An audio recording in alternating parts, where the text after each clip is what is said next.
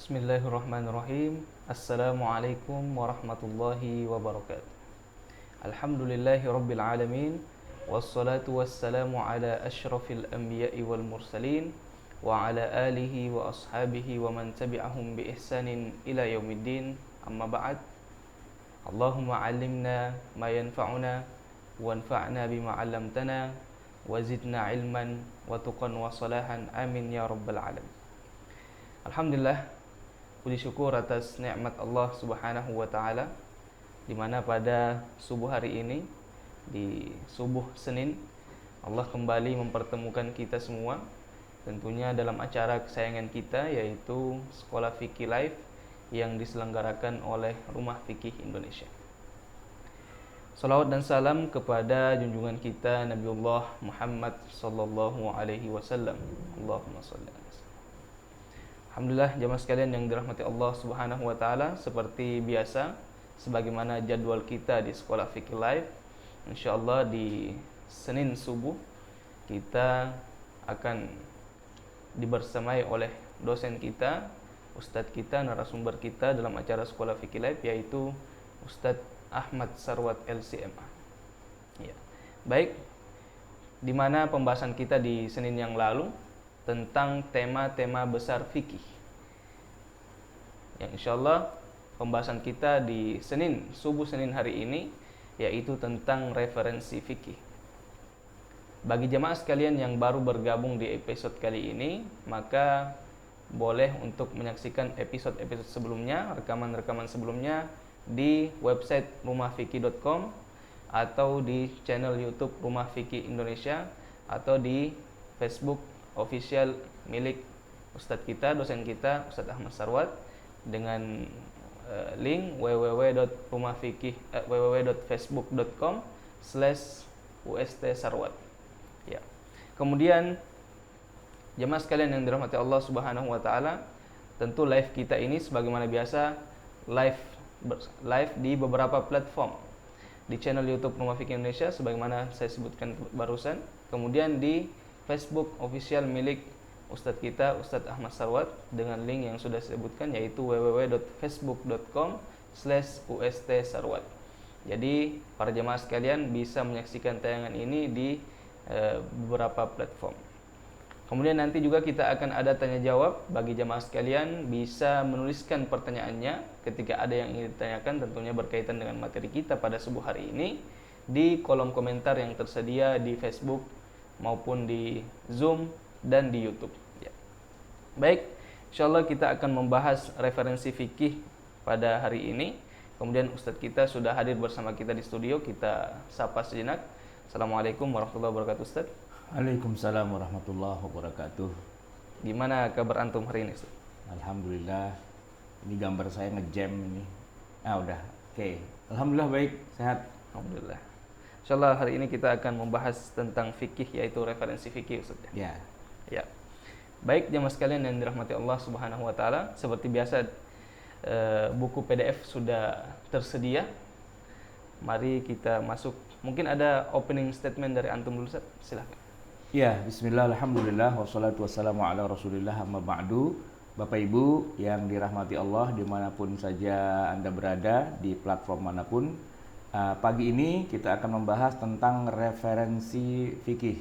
Referensi itu maksudnya adalah kitab, buku, rujukan, literatur, dan seterusnya, di mana setiap cabang ilmu pastinya punya literatur agar tidak semua orang ngomong sembarangan bicara tentang fikih padahal dia tidak punya rujukan atau literatur. Maka tidak menutup kemungkinan akan terjadi yang namanya penyimpangan dan kemudian kekeliruan, kesalahan, bahkan juga ya keluar dari apa yang sebenarnya harusnya dibicarakan. Nah, kajian kita tentang referensi fikih ini menjadi sangat penting ya. Maka insya Allah pada 1 jam 1/4 ya, atau 1 jam 40 menit lah ya, kita ke depan akan membahas tentang apa saja yang terkait dengan referensi dalam ilmu fikih.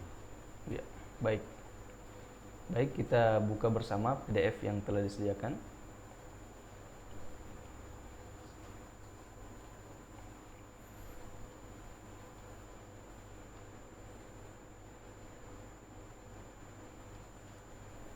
Ya, kalau kita lihat dalam daftar isinya, nah ini saya membuat ada beberapa poin ya. Ada mukaddimah, yaitu mengapa kita butuh referensi, dan kedua kenapa ilmu keislaman itu dan budaya literasi. Nanti kita akan bahas pada bab 1, 2, 3 dan seterusnya tentang literatur fikih di masing-masing mazhab, mazhab Hanafi, Maliki, Syafi'i dan Hambali. Tentu juga kita akan bicara juga tentang kitab fikih yang modern ya. Dan yang lebih hebat lagi adalah kitab digital ya, baik itu yang Maktabah Syamil atau yang format PDF. Ya. Kita baca dulu yang awal. Baik, kita masuk ke mukaddimah. Ya, silakan baca. Mengapa kita butuh referensi? Salah satu kelemahan dakwah di era milenial di masa kemajuan sarana informasi justru masalah kemiskinan literasi. Alih-alih kemajuan teknologi, informasi dimanfaatkan Bacanya jangan gitu. Bukan Oh, alih-alih kemajuan teknologi, informasi dimanfaatkan. Itu disambung saja. Anta qara'tahu tahu biduni wa'yin. Alih-alih kemajuan teknologi informasi dimanfaatkan untuk meretas sekat-sekat ilmu, yang terjadi justru malah sebaliknya. Oke. Ya. Alih-alih kemajuan teknologi informasi dimanfaatkan untuk meretas sekat-sekat ilmu, yang terjadi justru malah sebaliknya. Media informasi yang sudah begitu maju malah dipenuhi dengan sejumlah sampah hoaks yang malah menyesatkan para pembelajar ilmu. Biang keladinya apalagi kalau bukan akidah sesat, monetisasi di masing-masing platform yang menyembah dan menjunjung tinggi jumlah pembaca dan follower. Semua itu dituju tanpa berpikir sisi kebenarannya. Justru ada kecenderungan untuk mempelopori sejumlah kedustaan, asalkan diulang-ulang maka akan punya sejumlah pendukung besar. Lalu akan menimbulkan reaksi dari penentangnya. Saling berdebat atas kebenaran itu menjadi berkah berlimpah tersendiri karena akan mendatangkan uang yang tidak ada habisnya. Ujung-ujungnya dusta dan kebohongan sengaja diciptakan demi mengejar marketing. Salah satu yang selalu jadi korban kedustaan ini adalah ilmu-ilmu keislaman. Alih-alih orang belajar agama Islam lewat literatur yang benar, mereka lebih suka belajar lewat debat tidak jelas di media sosial. Tokoh-tokoh jahil tapi banyak omong lantas jadi viral, menimbulkan reaksi penolakan, lalu melahirkan dukungan tandingan dan begitu terus, sehingga trafiknya menjadi tinggi dan disitulah para pedagang online memanfaatkan keramaian. Ya, jadi sampai di situ saya akan berikan penjelasannya ya. Miskin literasi, banyak omong. Nah, ini menjadi ciri khas ya orang di media sosial. Dan sebuah kesalahan fatal memang ketika belajar ilmu agama lewat media sosial. Kenapa? Karena tidak ada literaturnya. Ya, tidak jelas siapa ustadznya kalau dalam bahasa yang sederhana. Sebenarnya sih kalau ustadznya jelas ya kan, kadang-kadang ya video kan, ya ustadznya ya itu. Cuman tidak jelas apa itu ngerujuknya dari mana gitu kan. Nah, ini yang jadi menyesatkannya di situ. Ketika kita bicara tentang ilmu keislaman, wabil khusus ilmu fikih itu ada rujukannya, ada bukunya, ada kitabnya. Nah, ketika para dalam tanda petik tokoh ya, entah ustadz, entah siapalah begitu, artis kadang-kadang berubah jadi ustadz juga ya kan, selebriti jadi ustadz, mantan pendeta tobat insaf masuk Islam terus jadi ustadz dan sebagainya, tapi dia bicara tanpa literatur. Nah, itu masalahnya begitu. Karena apa? Karena sebenarnya ketika kita bicara tentang ilmu, wabil khusus ilmu fikih, sebenarnya yang utama itu adalah literaturnya dan bukan siapa yang tampil wajahnya, ya siapa yang tampil sosoknya. Sosok mah nggak penting, ya kan? Yang penting adalah rujukannya apa? Rujukannya adalah kitab-kitab ilmu fikih itu sendiri. Nah, cuma karena banyak masyarakat kita tuh nggak paham gitu ya, mereka bilang bahwa ya fikih itu ya literaturnya Quran, terus sama hadis sahih, udah yang ngomong bisa siapa saja, itu udah double kebalik itu ya, double kebalik. Enggak, literatur ilmu keislaman itu adalah kitab-kitab yang sudah ditulis oleh para ulama, itu literaturnya. Nah, kenapa bukan Quran, kenapa bukan sunnah? Ya kalau Quran dan sunnah mah itu literatur segala sesuatu ya, tetapi ketika dia sudah menjadi sebuah fun, apa itu fun artinya? Sebuah disiplin ilmu tersendiri, maka dia sudah menjadi karya ilmiah yang ditulis oleh para ulama sejak abad-abad pertama Islam. Nah, itu bertabur kita sepanjang sejarah itu kitab-kitab fikihnya para ulama. Nah, hari ini kalau kita bicara fikih, ilmu fikih ya, bukan ilmu ngawur apa ilmu yang penting halal haram gitu, enggak, tapi ilmu fikih, maka rujukannya adalah kitab-kitab fikih, bukan rujukannya si anu monetize followernya sekian, terus yang like sekian dan sebagainya, bukan itu. Itu bukan rujukan fikih. Rujukan fikih itu adalah kitab-kitab literatur fikih. Nah sayangnya di dalam dunia media sosial orang nggak paham itu, nggak tahu literasi, nggak tahu literatur, nggak tahu rujukannya kemana. Siapa saja ngomong apa saja seenaknya, lalu dianggap sebagai ustadz gitu. Ah itu yang ingin kita kita luruskan. Ini bengkok-bengkok kayak gini nih nggak bener nih, harus kita luruskan biar umat kembali ke jalan yang benar. Oke, Ya, baik. Stamir. Penulis sudah sejak awal internet masuk ke negeri kita aktif menyampaikan berbagai jenis ilmu keislaman lewat menulis di berbagai portal internet. Namun nampaknya usaha penulis itu sia-sia belaka dengan serbuan media sosial yang isinya sejumlah kekeliruan, kesalahan, keawaman dan kejahilan yang secara sengaja diekspos oleh mereka yang tidak peduli terhadap originalitas literatur keagamaan. Di media sosial sekarang ini kita temukan orang-orang yang bukan ahli di suatu bidang ilmu tiba-tiba menjadi ulama karismatik yang punya pengikut fanatik tersendiri, mengalahkan para ulama yang memang benar-benar ahli dalam ilmu tersebut. Penulis menyebut fenomena ini sebagai kerancuan literasi. Ya, kerancuan literasi. Sebenarnya di dalam segala bidang itu terjadi yang namanya kerancuan literasi. Orang bukan ahli komputer misalnya, tapi tampil belaga ya seolah-olah dia ahli komputer. Padahal kalau kita telisik ke belakang biografinya atau katakanlah latar belakang pendidikannya, belum pernah loh kuliah di fakultas apa yang terkait dengan komputer, tapi mengangkat diri sebagai ahli komputer, kan begitu. Itu banyak terjadi ya. Fenomena katakanlah misalnya pengobatan alternatif saja, ya kan, klinik apa tuh namanya, tongfang apa begitu kan. Nah itu mereka sebenarnya kan bukan ahli dalam bidang ilmu kesehatan, ya kan, tapi mengangkat diri ya seolah-olah lebih pintar dari para dokter yang kuliahnya lama sampai botak, sampai tua, sampai nggak bisa ngapa-ngapain lagi gitu ya untuk mempelajari satu bidang ilmu kesehatan. Tiba-tiba dikalahkan begitu saja dengan obat-obat yang disebutnya dengan istilah alternatif. Dan lucunya sebagian umat Islam itu ada juga yang membonceng di belakang itu. Ketika obat-obatan dari negeri Cina itu dianggap lebih hebat daripada ilmu kedokteran yang medis, yang logis gitu ya. Nah, mereka juga tiba-tiba menyisipkan juga ilmu pengobatan nabawi. Wah gitu. Seolah-olah lebih hebat dari apa yang sudah kita kenal. Padahal sama sekali enggak. Padahal sama sekali cuma cocokologi aja gitu. Ada hadis Nabi pernah mengobati seseorang dengan ini, kemudian obat itulah yang dijual. Ujung-ujungnya sih jualan juga sebenarnya gitu. Bukan bagaimana menghidupkan sunnah, tapi jualan obat tapi pakai merek sunnah. Nah, begitu. Itu yang sering terjadi. Nggak ada literasinya, nggak ada rujukannya kayak apa. Rujukannya cuma mencocok-cocokkan hadis dengan istilahnya keawaman masyarakat gitu ya, sehingga kemudian ya akhirnya miskin literasi itu.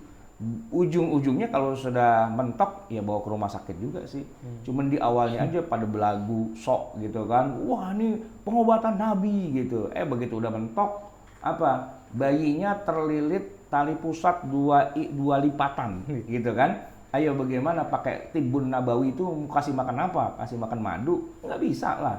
Ya bawa ke dokter, dibelek perutnya, disesar. Ya itu ilmu kedokteran yang sesuai dengan syariat Islam tuh ya itu sebenarnya, ya kan? Tapi orang sekarang kan karena miskin literasi, akhirnya dia merasa bahwa dia lebih pintar dari dokter dan mengangkat dirinya sebagai penjaga sunnah. Padahal bukan penjaga sunnah, mencocok-cocokkan saja dengan hadis-hadis yang belum tentu sahih juga dan nggak tahu bagaimana cara menggunakan hadis itu. Itu juga terjadi di tengah masyarakat kita ya, khususnya dalam bidang ilmu fikih. Orang yang nggak ngerti ilmu fikih mencocok-cocokkan saja dengan hadis-hadis yang dia sendiri nggak hafal hadis itu dan juga nggak tahu ilmu hadis, tapi kemudian memanfaatkan saja keawaman masyarakat dan dikasihlah hadis yang kira-kira cocok nih, padahal artinya aja dia nggak tahu.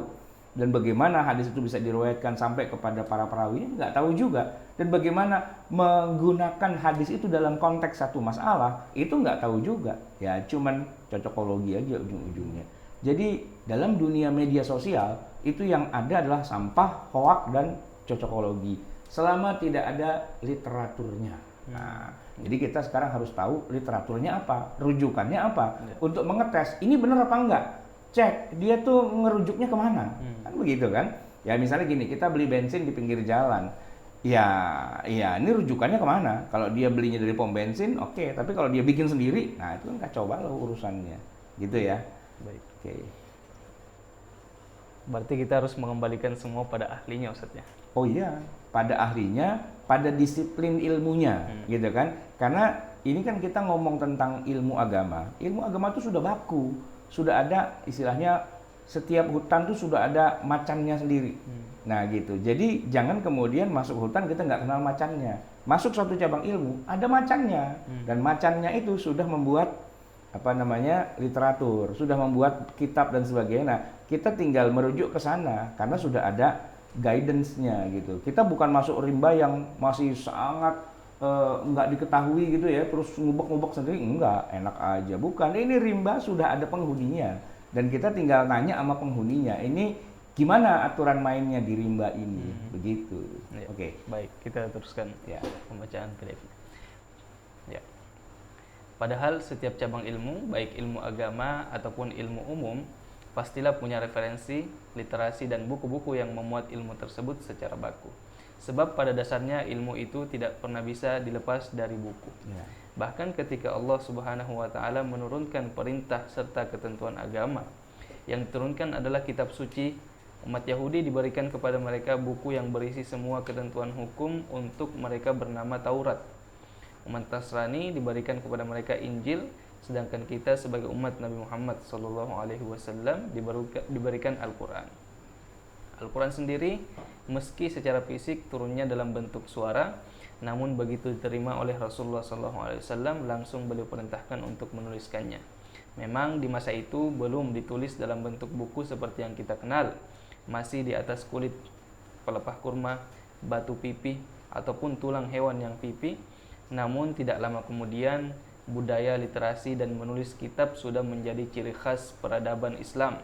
Perpustakaan yang berlimpah dengan karya tulis para ulama menjadi ciri khas ibu kota dan pusat peradaban Islam di masa itu. Malahan karena budaya literasi yang sangat maju, bangsa-bangsa muslim di dunia telah ikut berperan serta untuk mengoleksi berbagai karya ilmu pengetahuan dari berbagai peradaban dunia. Filsafat Yunani kuno dan karya-karya monumental milik peradaban barat klasik tidak akan pernah kita kenal dewasa ini kecuali setelah diselamatkan di dalam perpustakaan milik umat Islam. Jadi filsafat barat yang dibanggakan oleh dunia ilmu pengetahuan sekarang ini, sehingga ketika kuliah itu selalu ada namanya filsafat ilmu, filsafat pendidikan dan sebagainya, selalu ada mata kuliah wajib itu filsafat gitu kan. Itu kan rujukannya ya zaman Yunani kuno itu, ya kan. Nah itu sebenarnya dia sudah hilang, literaturnya hilang, bukunya udah nggak ada. Tapi untungnya pada masa kejayaan Islam, ya umat Islam itu kemudian menarik buku-buku itu ke dunia Islam. Ada yang sudah diterjemahkan dalam bahasa Arab, ada yang masih dalam bahasa aslinya. Tapi yang jelas orang-orang Barat hari ini, ya para filsuf Barat itu mendapatkan rujukan ke nenek moyang mereka itu lewat transmisi jalur-jalurnya kitab-kitab keislaman. Ya dari kitab berbahasa Arab, dari perpustakaan-perpustakaan Islam itu jadi kaya dengan literatur. Maka kita bangga sebagai Muslim dengan apa?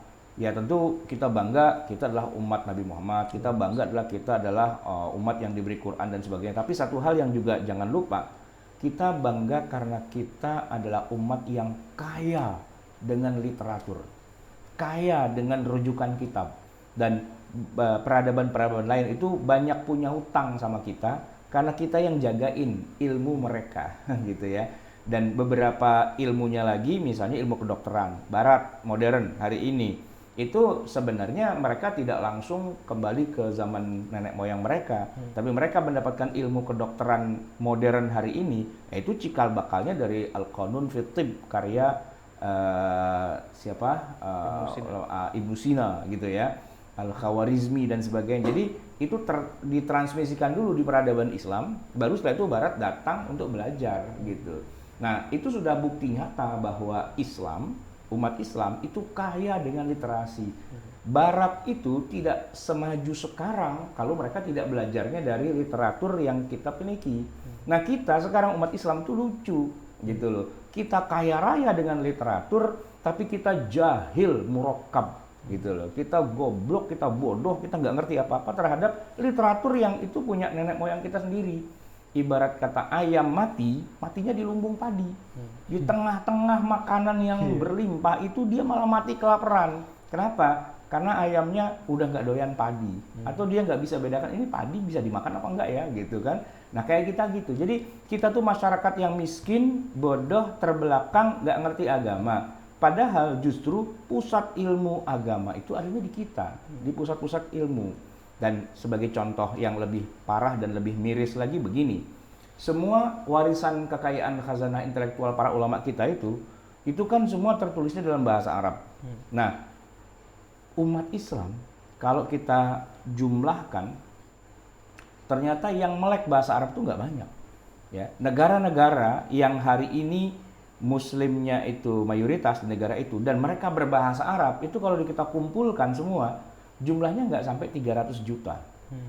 Sementara umat Islam ya kita mengenal 1,6 miliar, 1,7 miliar begitulah ya, banyak miliaran. Tapi negara yang bisa berbahasa Arab itu cuma 300 juta. Nah kalau kita anggaplah misalnya jumlah umat Islam itu 1,6 miliar, cuma 300 juta yang ngerti bahasa Arab, berarti kan yang 1 juta, 1 miliar 300 juta, itu kan blank, karena bahasanya nggak menguasai, gitu. Bagaimana kita bisa menguasai literatur, orang bahasanya nggak paham, gitu. Dan pendidikan bahasa Arab itu nol besar, ya kan. Bahkan ketika kita punya, katakanlah sejumlah madrasah, gitu kan, madrasah lah atau sekolah-sekolah Islam, gitu, sekolah yang diorientasikan untuk anak-anaknya Islam, gitu kan.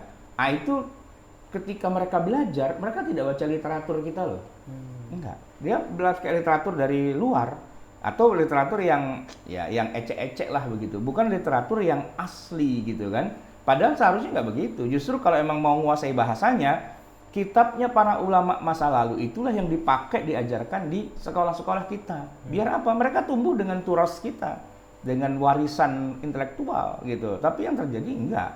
Sampai lulus SMA bahkan sampai kuliah kalau semangat keislaman boleh tinggi tapi satu pun warisan kekayaan khazanah intelektual ulama itu mereka nggak punya, nggak tahu bahkan gitu, taunya cuma Quran Sunnah gitu doang. Itu kan ketahuan betapa jahiliyahnya gitu, betapa idiotnya generasi yang kita miliki sekarang karena tahunya cuma Quran Sunnah gitu, padahal kita itu kaya raya dengan ilmu-ilmu keislaman dengan literaturnya yang segitu banyak gitu. Ini yang bikin kita miris tuh di situ sebenarnya. Oke. Berarti kesadaran akan untuk kembali ke literasi kita ini dimulai dengan langkah pertama yaitu mempelajari bahasa Arab, bukan begitu? Ya itu otomatis. Sekarang begini, anak-anak orang modern yang dari keluarga-keluarga yang katakanlah sadar dengan pendidikan, sadar dengan kemajuan dan sebagainya. Oh mereka rela loh mengeluarkan duit puluhan juta biar anak-anak mereka yang masih SD itu sudah fasih berbahasa Inggris, ya kan? Bahkan kalau perlu anaknya dikirim ke luar negeri, masih sekolah kecil-kecil gitu daripada suruh sekolah di luar negeri. Biar apa? Biar nggak cupet, biar nggak kampungan, biar nggak taunya bahasa Indonesia doang. Anaknya pada disekolahin di luar negeri, di Amerika, di Inggris, di Eropa, pokoknya di Australia, di mana-mana gitu kan? Nah, itu baru mereka merasa puas gitu. Karena apa? Oh, anak saya sudah milenial ya, sudah mendunia, sudah go public, go internasional. Ya, selama masih sekolahnya di Indonesia doang, itu kan anak kampung, anak cemen, anak cingkong lah begitu kan. Mereka bangga dengan itu. Nah, permasalahannya kalau untuk peradaban barat mereka sampai segitunya, bagaimana dengan peradaban Islam?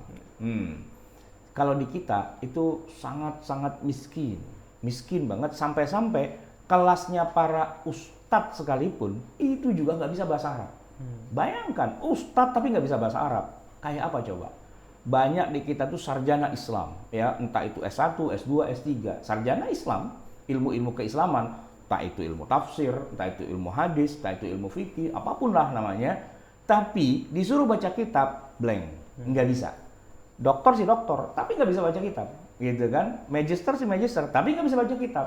Ketika mereka nulis disertasi, tulis tesis dan sebagainya, rujukannya semua yang berbahasa Indonesia. Ya, terus rujukan model apa? Itu kan cuma terjemahan yang belum tentu benar juga, gitu kan? Nah, harusnya basic itu pelajaran itu adalah pelajaran bahasa Arab. Kenapa? Karena disitulah kekayaan kita. Bukannya malah belajar bahasa asing, ya bukan berarti nggak boleh, silakan aja. Tapi kalau yang bahasa asing, Inggris, Prancis dan sebagainya itu diuber-uber, apalagi sekarang lagi zaman Korea, orang pada belajar bahasa Korea dan sebagainya, cuman bisa buat menikmati apa itu lagu-lagu Korea gitu ya. Ya saya sih nggak antipati, tapi maksud saya gini, lah terus bahasa Arabnya gimana? Kan kita setiap hari sholat pakai bahasa Arab, kan kita doa pakai bahasa Arab, kan kita baca Quran bahasa Arab lagi, dan kita baca hadis bahasa Arab lagi. Kenapa bahasa Arab jadi nggak ada tempatnya sama sekali? Kenapa tidak merasa berdosa sama sekali ketika punya anak kok nggak bisa bahasa Arab? Wah itu malu-maluin kan sebenarnya. Katanya mau membangun generasi Islam, generasi yang mana? Kan gitu ya. Nah, dengan bahasa Inggris aja segitu care-nya, kenapa dalam bahasa Arab malah nggak bisa? Nah, kalau sudah bahasa Arabnya nggak bisa, sudah pasti ketahuan. Dia akan terputus, akan missing link dari sumber-sumber ilmu keislaman. Jadi memang begitulah orang-orang di negeri-negeri yang dijajah oleh Barat itu, rata-rata mereka dijauhkan dari ilmu bahasa Arab. Sehingga generasi berikutnya nggak ngerti bahasa Arab. Tapi begini, saya ngomong kalau semangat-semangat kayak gini nih ya, biasanya sih cuman hangat-hangat ayam. Ya udahlah kalau gitu belajar ya. 2-3 kali pertemuan bubar. 2-3 kali pertemuan bubar, biasa itu. Jadi ya istilahnya kesadaran yang sifatnya cuma semu saja. Ya seharusnya nggak semu ya. Harusnya real gitu. Itu yang saya lakukan dulu ketika saya juga mengalami kasus kayak gitu. Saya sekolah tuh SD, SMP, SMA. Kan nggak ada belajar nahwu, sorof dan sebagainya. Nah, terus saya pengen belajar bahasa Arab tapi dengan modal cuma kursus-kursus doang gitu nggak bisa lah. Cuman tanya-tanya doang atau baca-baca kamus nggak bisa. Saya harus kuliah di suatu tempat yang di situ bahasa pengantarnya harus bahasa Arab dan saya harus bisa. Makanya saya kuliah di Lipia. Kan begitu kan? Ya setelah sampai hari ini saya belum punya solusi yang lain. Ya kecuali ya kuliah di kampus yang berbahasa Arab. Kalau kampusnya masih belum berbahasa Arab ya nggak apa-apa sih. Tapi jangan jadi ustadz lah paling. Ya kan? Jangan jadi ustadz. Gimana jadi ustadz nggak punya literatur? Gimana mau punya literatur kalau bahasanya nggak kuasai, kan begitu. Oke. Baik. Sekarang kita masuk ke bagian yang kedua, Ya. ilmu keislaman dan budaya literasi. Salah satu keunikan ilmu fikih secara khusus dan ilmu-ilmu syariah secara umum adalah ketersediaan kitab rujukan yang melimpah ruah. Setiap mazhab fikih bahkan memiliki berjilid-jilid kitab yang menjadi sumber utama dalam rujukan serta menjadi simbol dari mazhab itu. Penulis mencoba mendata kitab-kitab itu berdasarkan masing-masing mazhab, lalu diurutkan berdasarkan pengarang dan tahun hidupnya, sehingga susunan kitab-kitab itu dari atas ke bawah sejalan dengan waktu. Dan penyusunan seperti ini menarik, mengingat antara satu kitab dengan kitab lainnya seringkali ada hubungan benang merah yang kuat. Hubungan itu misalnya pensyarahan atau penjelasan, di mana sebuah kitab yang dijadikan rujukan oleh suatu mazhab lantas diberi penjelasan yang cukup banyak sehingga menjadi sebuah kitab baru, asalnya hanya 1 jilid. Setelah diberi syarah atau penjelasan menjadi 5 jilid sampai 10 jilid. Bahkan satu kitab kadang diberi syarah oleh beberapa orang sehingga melahirkan kitab penjelasan dalam beberapa versi. Iya, jadi satu kitab itu biasa disyarah berkali-kali. Jadi kalau kita baca kitab yang induknya atau disebut dengan kitab matan gitu ya, itu tipis, tapi begitu kita baca syarahnya udah tebel. Tapi syarah itu nggak cuma satu, syarahnya bisa jadi banyak begitu. Nah, tapi uniknya adalah ketika kita beli kitab syarahnya, nah kitab matannya biasanya dicantumkan juga di atas. Iya, nanti yang kitab syarahnya itu di bawahnya. Kadang-kadang syarahnya disyarah lagi. Jadi ada bisa beberapa lantai itu dalam satu kitab itu, dalam satu judul kitab ternyata ada bapaknya, kakeknya, anaknya, cucunya gitu. Jadi bisa 5 generasi begitu. Nah, itu unik gitu dalam kitab-kitab fikih. Oke. Ya. Dan proses kebalikannya juga kerap terjadi di mana satu kitab yang tebal kemudian dibuatkan ringkasannya atau disebut mukhtasar, sehingga muncul kitab baru yang lebih ringan dan lebih tipis. Lucunya, kadang hasil ringkasan itu kemudian oleh orang lain yang hidup berikutnya justru dibuatkan lagi syarah atau Jadi penjelasan. di zip, di ekstrak, apa? Di zip, dibuka ya, dikecilin, digedein gitu. Jadi itu uniknya begitu. Tapi hebatnya apa? Setiap satu kitab itu pasti punya benang merah dengan kitab sebelumnya. Bukan sesuatu yang sifatnya Terputus. iya, sesuatu yang hasil hasil ngarang sendiri itu enggak. Tapi hasil dari apa yang sudah dia pelajari, kemudian mungkin nanti ada penambahan-penambahan, ada kritik di sana sini, ada masukan dan sebagainya, tapi yang lama itu tetap masih ke bawah. Tinggal nanti ditambahi, ada tambahannya, ada pendekatan yang lain dan sebagainya. Jadi ada syarah, ada hasyiah.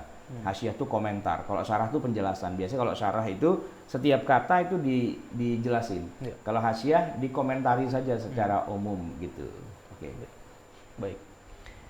Kita lanjutkan. Yang menarik dari semua itu, kitab-kitab itu umumnya masih terawat rapi di berbagai perpustakaan Islam. Bahkan tidak jarang justru disimpan di museum di negara barat. Tahu nggak kenapa disimpannya di barat? Enggak tahu, Ustaz.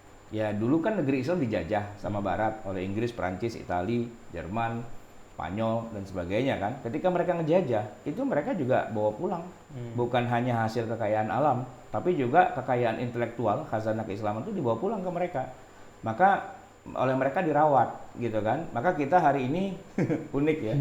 Kalau kita mau melakukan studi tahqiq ya atas satu kitab manuskrip itu kita kadang-kadang harus ke Belanda, ke Leiden gitu ya, atau ke Inggris gitu, atau ke Perancis atau kemana, karena di sana justru ada nuskhohnya, ada kopian dari yang kita punya gitu kan. Nah itu kita bandingkan nuskhoh yang ada di Istanbul, yang ada di Mesir, yang ada di Inggris, yang ada di Perancis dan sebagainya. Nah itu jadi unik sekali ya, orang Barat itu sangat menjaga literatur yang kita punya. Sebagaimana dulu kita menjaga literatur mereka dan mereka ambil alih gitu kan. Nah sekarang mereka jaga punya kita, cuman kitanya pada nggak ngerti itu. Kita lebih senang ngomong di medsos hoak-hoak gitulah pokoknya ya, terpengaruh dengan politik praktis, ribut sana ribut sini, tapi bukan apa ya, bukan budaya intelektual gitu. Tapi lebih kepada ya bikin huru-hara saja gitu, mengharu biru kehidupannya, tapi nggak punya rujukan dalam literatur keilmuan. Oke. Tapi mereka kan orang barat dan tidak memiliki dasar berbahasa Arab. Berarti mereka harus berbahasa Arab juga, belajar bahasa Arab. Oh, jadi begini, di barat itu tempat disimpannya literatur kita itu bukan di museum, tapi di pusat pendidikan, pusat penelitian. Jadi nanti di barat itu sendiri muncul yang namanya pusat studi ilmu-ilmu keislaman. Kalau antum kemarin ngikuti kajiannya Ustadz Hanif, beliau bicara tentang kutubut tis'ah atau kutubus sittah, kitab hadis yang jumlahnya ada 6 atau yang jumlahnya ada 9. Itu yang bikin, yang nulis itu bukan orang Islam. Gitu. Yang bikin adalah orang barat, kafir pula gitu loh. Nah, kok bisa orang barat bikin kutubut tis'ah atau kutubus sittah itu? Ya karena mereka adalah orientalis. Mereka mempelajari ilmu-ilmu keislaman. Ya tentu saja bukan dengan latar belakang ingin menghidupkan Islam, tapi mereka tertarik bahwa ini ilmu loh, begitu. Lepas dari mereka istilahnya mengakui atau percaya atau tidak, tapi sebagai sebuah disiplin ilmu, mereka mengagumi ilmu ini sampai mereka buat kitab gitu. Terus kamus bahasa Arab yang ngetop sekarang tuh Al-Munjid. Iya, Munjid. Yang Munjid yang bikin bukan orang Islam, orang kafir gitu. Kok bisa orang kafir bikin kitab Munjid? Ya bisa. Kenapa? Karena ini ilmu dan mereka tuh istilahnya haus dengan ilmu, dan ini ada objek penelitian yang unik dan menarik lalu mereka bikin. Jadi kutubut tis'ah, Munjid itu contoh real bahwa Islam tuh kaya dengan ilmu dan orang yang berilmu pasti tertarik untuk membahasnya walaupun dia secara iman dia nggak beriman.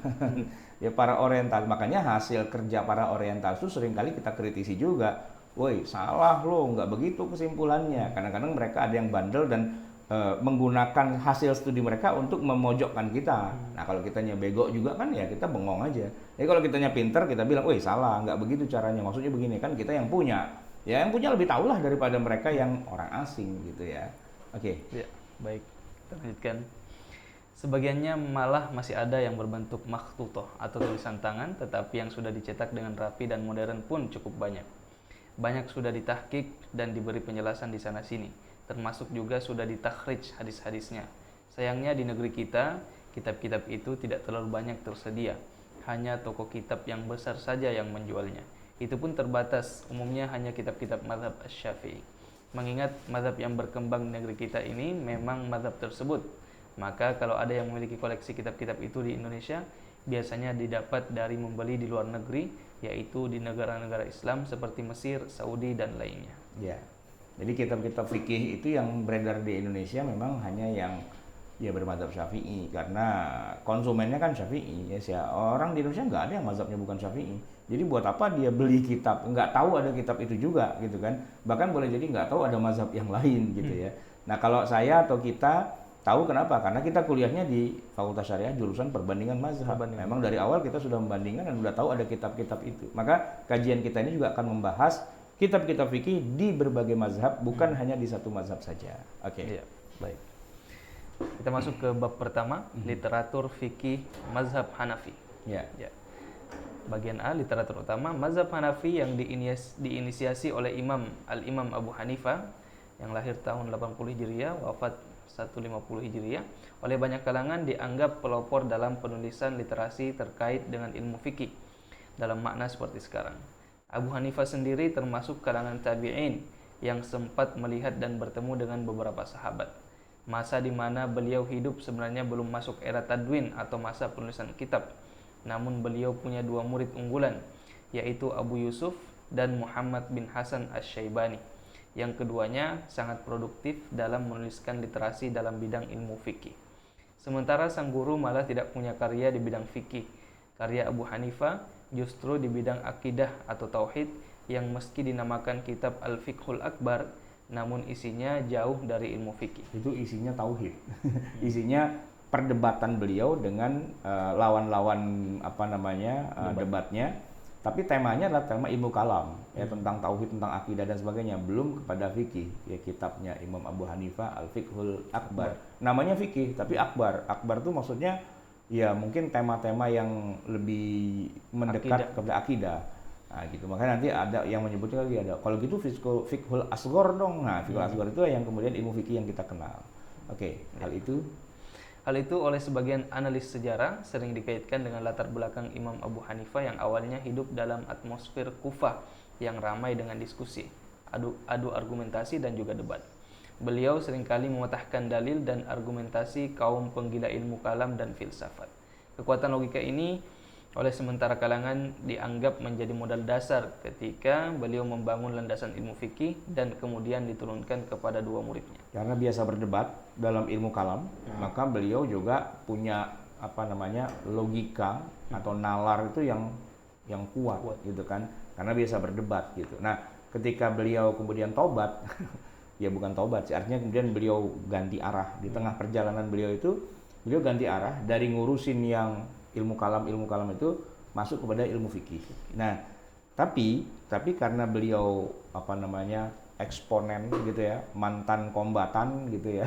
Mantan kombatan, begitu masuk ke dalam ilmu fikih, maka gaya beliau dalam membangun hujjah dan argumentasi itu masih terpengaruh dari itu istilahnya kalau bahasa saya tuh itu brilian. Brilian banget. Logika, mantik gitu kan, itu main banget di kalangan di mazhab Abu Hanifah. Beliau mungkin nggak terlalu banyak atau tidak terlalu boros dengan hadis gitu. Kenapa? Bukan berarti beliau nggak ngerti hadis, enggak. Kufah itu pusat hadis karena di zaman Ali bin Abi Thalib menjadi Amirul Mukminin, beliau memindahkan ibu kota dari Madinah ke Kufah dan membawa 1.500 sahabat. Mereka rata-rata ahli hadis. Bahkan juga Kufah itu menjadi ibu kota ilmu qiraat Al-Quran, ya kan? Riwayat Asim dan sebagainya itu adanya di Baghdad, di Kufah, dan sebagainya. Artinya bahwa logika yang mengatakan bahwa mazhab Hanafi itu kekurangan hadis, makanya dia pakai logika, bukan itu. Itu analisa yang terkoreksi, ya gitu ya. Analisa yang lebih tepatnya adalah karena beliau terbiasa berdebat ya dalam ilmu kalam. Maka beliau itu ketika berdebat lagi dalam masalah ilmu fikih, beliau sudah jadi kombatan, udah jago dalam berdebat itu, Sehingga ketika menarik kesimpulan hukum, nah logika-logika yang dimainkan itu adalah logika yang tidak tergoyahkan, kuat sekali, gitu kan. Nah, walaupun nanti ada hadis, hadis bisa dengan mudah bisa digoyang lah gitu istilahnya. Nah, itu menjadi keunggulan mazhab Hanafi gitu ya. Kekuatannya adalah pada logika berpikirnya. Itu yang sangat kuat, yang lawan-lawannya tidak bisa berkutik ketika dikasih logika seperti itu. Iya juga sih ya, apa boleh buat, ikut gitu. Oke. Ya, baik.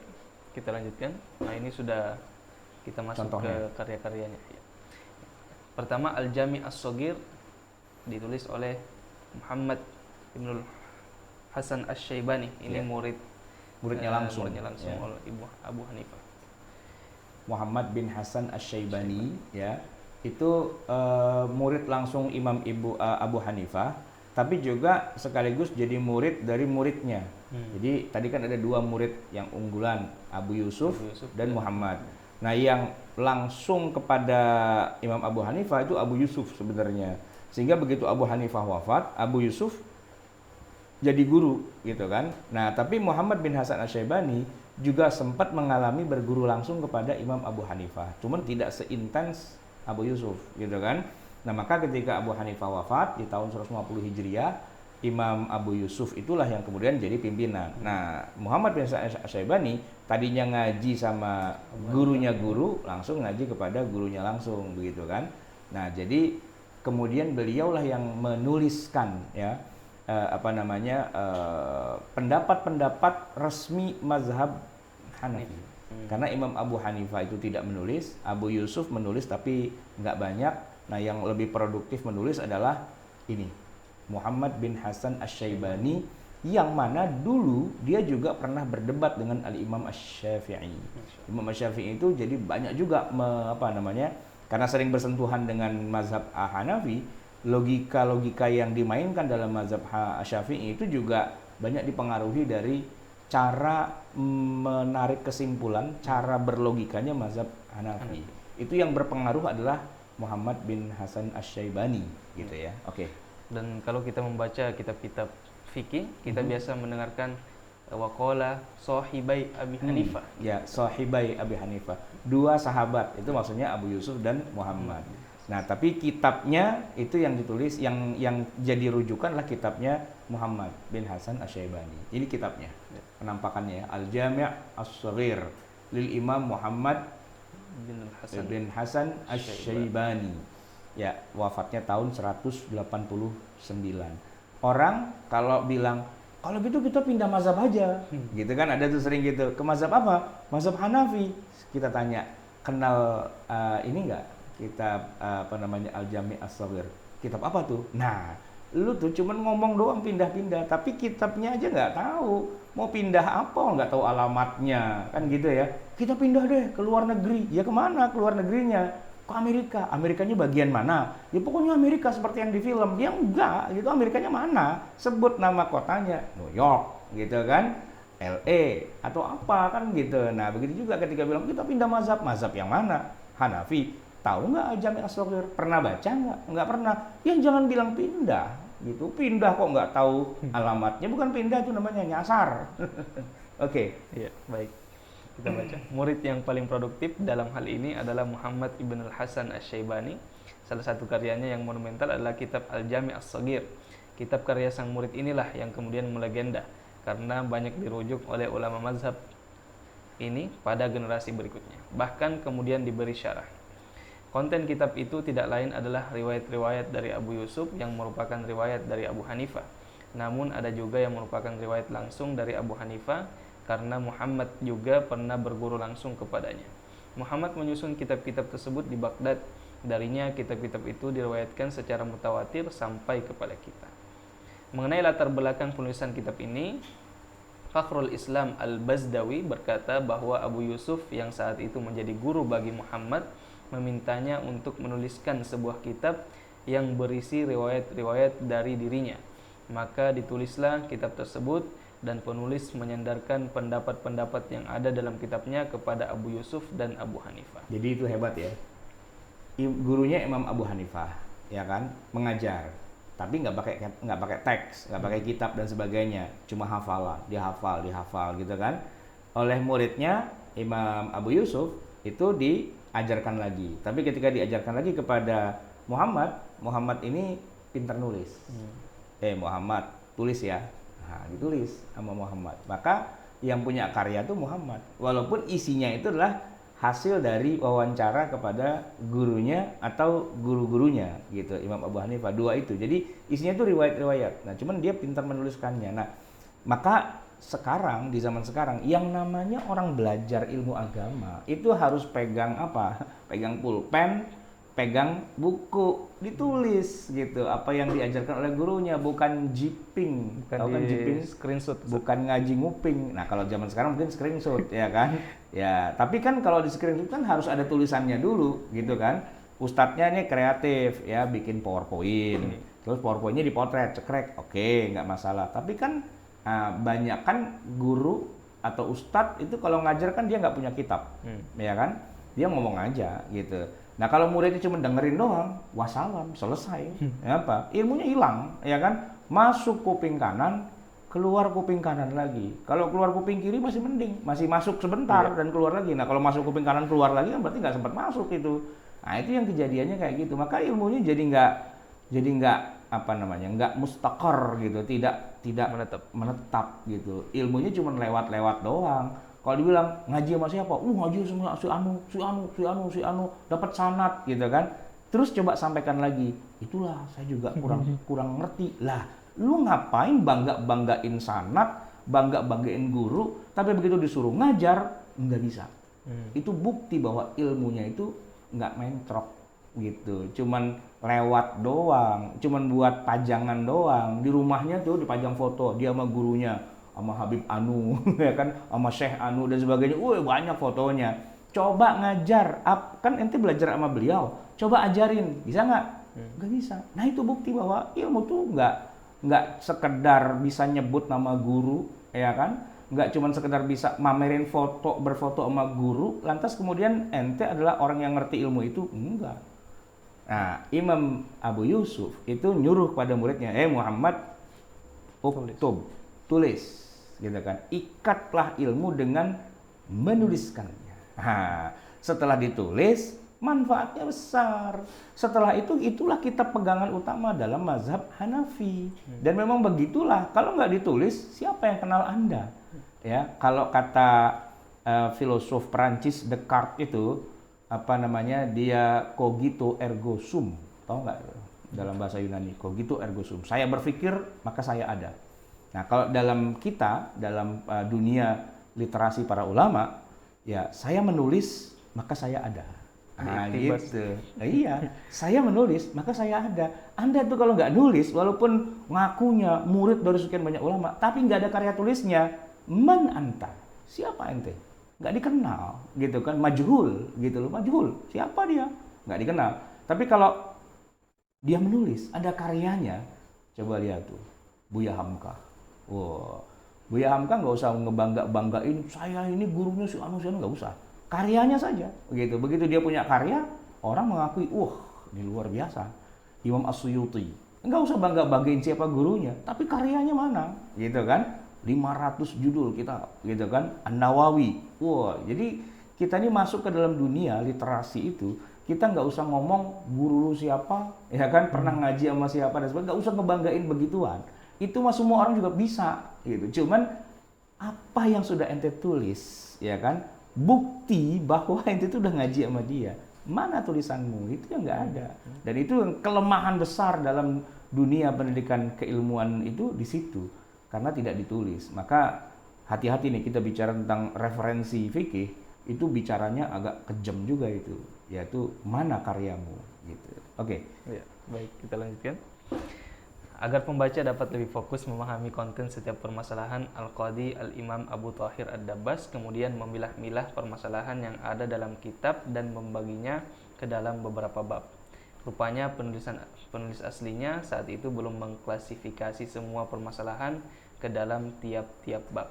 Selain kitab ini, sebenarnya Muhammad juga menyusun beberapa kitab lainnya, antara lain Al-Jami' As-Saghir, As-Sayrul Kabir, kemudian As-Sayrus Saghir, az-ziyadat dan al-mabsut. Ya, jadi orang tuh kalau sudah bisa menulis satu kitab, tangannya gatal untuk tidak menulis lagi yang lain. Jadi satu punya, berhasil kan? Nulis lagi. Itu kira-kira kayak filosofi orang menikah. Begitu dia punya istri satu, pengen dua, pengen tiga dan sebagainya. Ya enggak sih, enggak ada hubungannya. Itu bercanda aja. Ustadz Lukman ini belum nikah, jadi dia lagi berpikir gimana caranya bisa menikah. Oke, yang kedua. Sebelum masuk yang kedua, tadi disebutkan di sini Ustaz, penulis sebelumnya belum mengklasifikasi, kemudian datang setelahnya, ulama setelahnya itu mengklasifikasi. Ini biasa disebut dengan mentabib, Ustaz. Ya, jadi ini biasa ciri khas kan. Tadi kan Imam Abu Yusuf ya, kan nyuruh catat ya. Ya sama dia kan dicatat. Cuman ketika mencatat, ya belum terstruktur dengan rapi.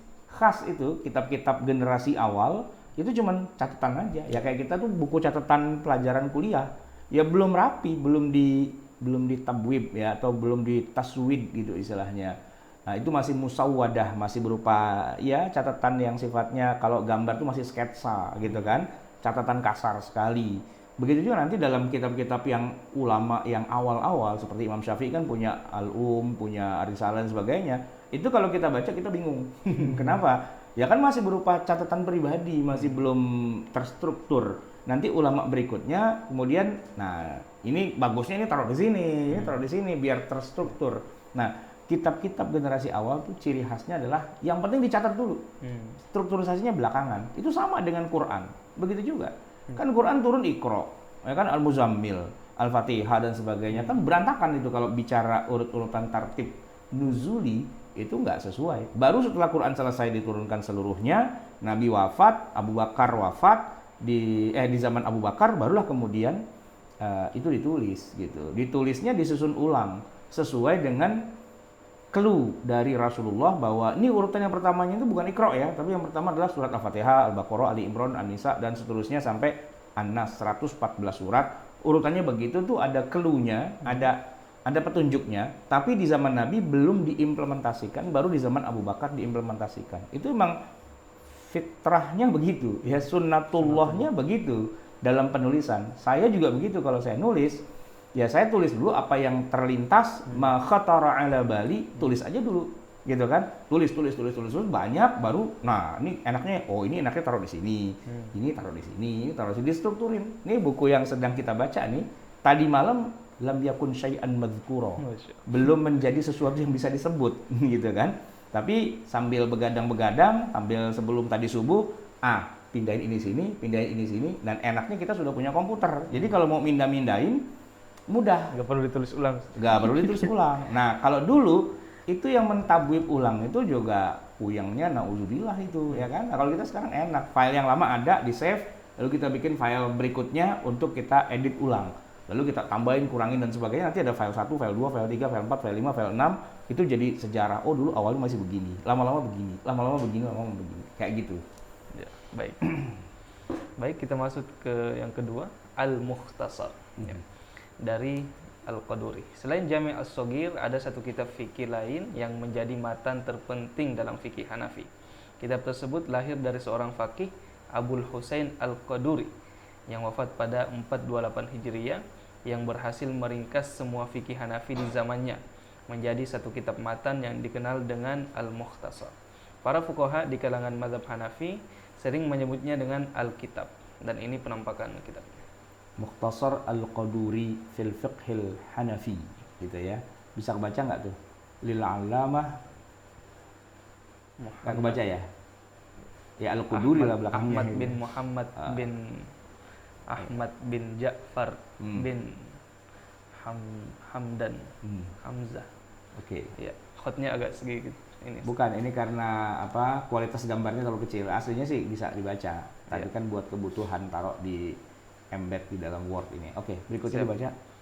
Kitabnya tidak terlalu tebal, hanya terdiri dari 1 jilid saja, sesuai dengan namanya yang merupakan ringkasan atau mukhtasar.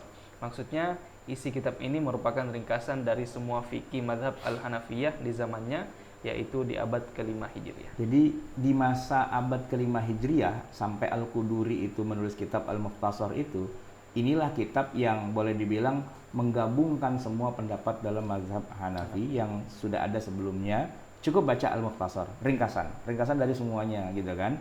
Nah, sampai abad kelima. Tapi nanti dari abad kelima ke sininya lagi, wah itu muncul lagi banyak lagi. Itu misalnya ada apa namanya kitab yang disusun oleh Al-Marghinani ya, berikutnya dibaca. Lanjut. Ketiga, Bidayah Al-Mubtadi, karya Al-Marghinani, wafat 593 Hijriah. Melihat begitu besarnya perhatian banyak fuqaha terhadap dua kitab tersebut, Al-Imam Al-Marghinani Dua kitab tadi itu Al-Jami' As-Shaghir dan Al-Mukhtasar Al-Mukhtasar. Ini wah orang banyak banget nih pada pakai itu kan. Kemudian Marghinani itu berinisiatif apa? Untuk meraciknya menjadi satu kitab. Bayangin, ini dua kitab daripada lu pakainya ini suka ini, nah, udah kita gabung aja ya jadi satu. Tuh, Al-Marghinani dalam Bidayatul Mubtadi. Untuk meraciknya menjadi satu kitab yang praktis namun memuat semua kandungan Al-Jami' As-Shaghir dan Al-Mukhtasarnya Al-Marghinani. Kitab itu diberi nama apa? Bidayatul Mubtadi. Ya. Setelah lahirnya Bidayatul Mubtadi ini, Imam Al-Marghinani merasa perlu untuk menuliskan syarahnya. Tadi kan ini kitab ada dua, repot amat, gabungin jadi satu. Begitu jadi satu, banyak orang nanya, ini maksudnya apa? Maksudnya, ya ini gue bikinin syarahnya. Maka ditulislah kemudian oleh beliau sebuah syarah besar bernama Kifayatul Muntahi gitu ya. Nah ini Bidayatul Mubtadinya nih, aslinya matannya ini nanti sama beliau sendiri dikasih syarah yang lebih luas lagi. Oke. Yeah. Ketika mendapati Kifayatul Muntahi ini menurutnya terlalu besar, beliau kemudian menulis syarah Bidayatul Mubtadi yang jauh lebih ringkas yang bernama Al-Hidayah Syarhu Bidayatil Mubtadi. Nah ini penampakannya, berapa jilid itu? 4 jilid aja. Jadi pertama dia gabungkan dua kitab jadi satu. Terus orang pada bingung gimana ya? Nah, tujuannya kan biar praktis. Iya sih yang pada paham, tapi yang nggak paham kan ini maksudnya apa? Akhirnya dikasih penjelasan. Penjelasan kegedean. Orang pada komplain, ini banyak banget penjelasannya. Ya usah sih gua ringkas lagi. Jadi itu muter-muter di situ aja. Jadi awalnya dua kitab jadi satu, disyarah lagi jadi 4. Jadi enggak disyarah lagi jadi besar dulu. Itu kan ada Al-Kifayah apa yang sebelumnya. Al-Kifayah sebentar. Turun ke bawah sedikit. Nah, Kifayah itu naik. Kifayatul Muntahi. Kifayatul Muntahi itu terlalu besar, terlalu banyak gitu. Cuman saya nggak punya penampakannya atau mungkin jadi nggak ada gitu ya buku yang dicetaknya gitu. Ya sudah. Tapi beliau sendiri Al-Marghinani kemudian lihat wah ini kebanyakan emang kesian ya. Udahlah gua ringkas lagi jadi 4. Jadi 4 jilid. Namanya Hidayah Al-Hidayah Syarhu apa? Bidayatil Mubtadi. Bidayatil Mubtadi itu sendiri itu gabungan dari Al-Quduri dan Syarhu Al-Jami' As-Shaghir gitu. Itu ceritanya di dalam mazhab Hanafi itu kayak gitu. Ini ya, kajian kayak gini belum tentu loh orang Turki, orang India, orang Pakistan yang mazhabnya Hanafi itu tahu kayak gini.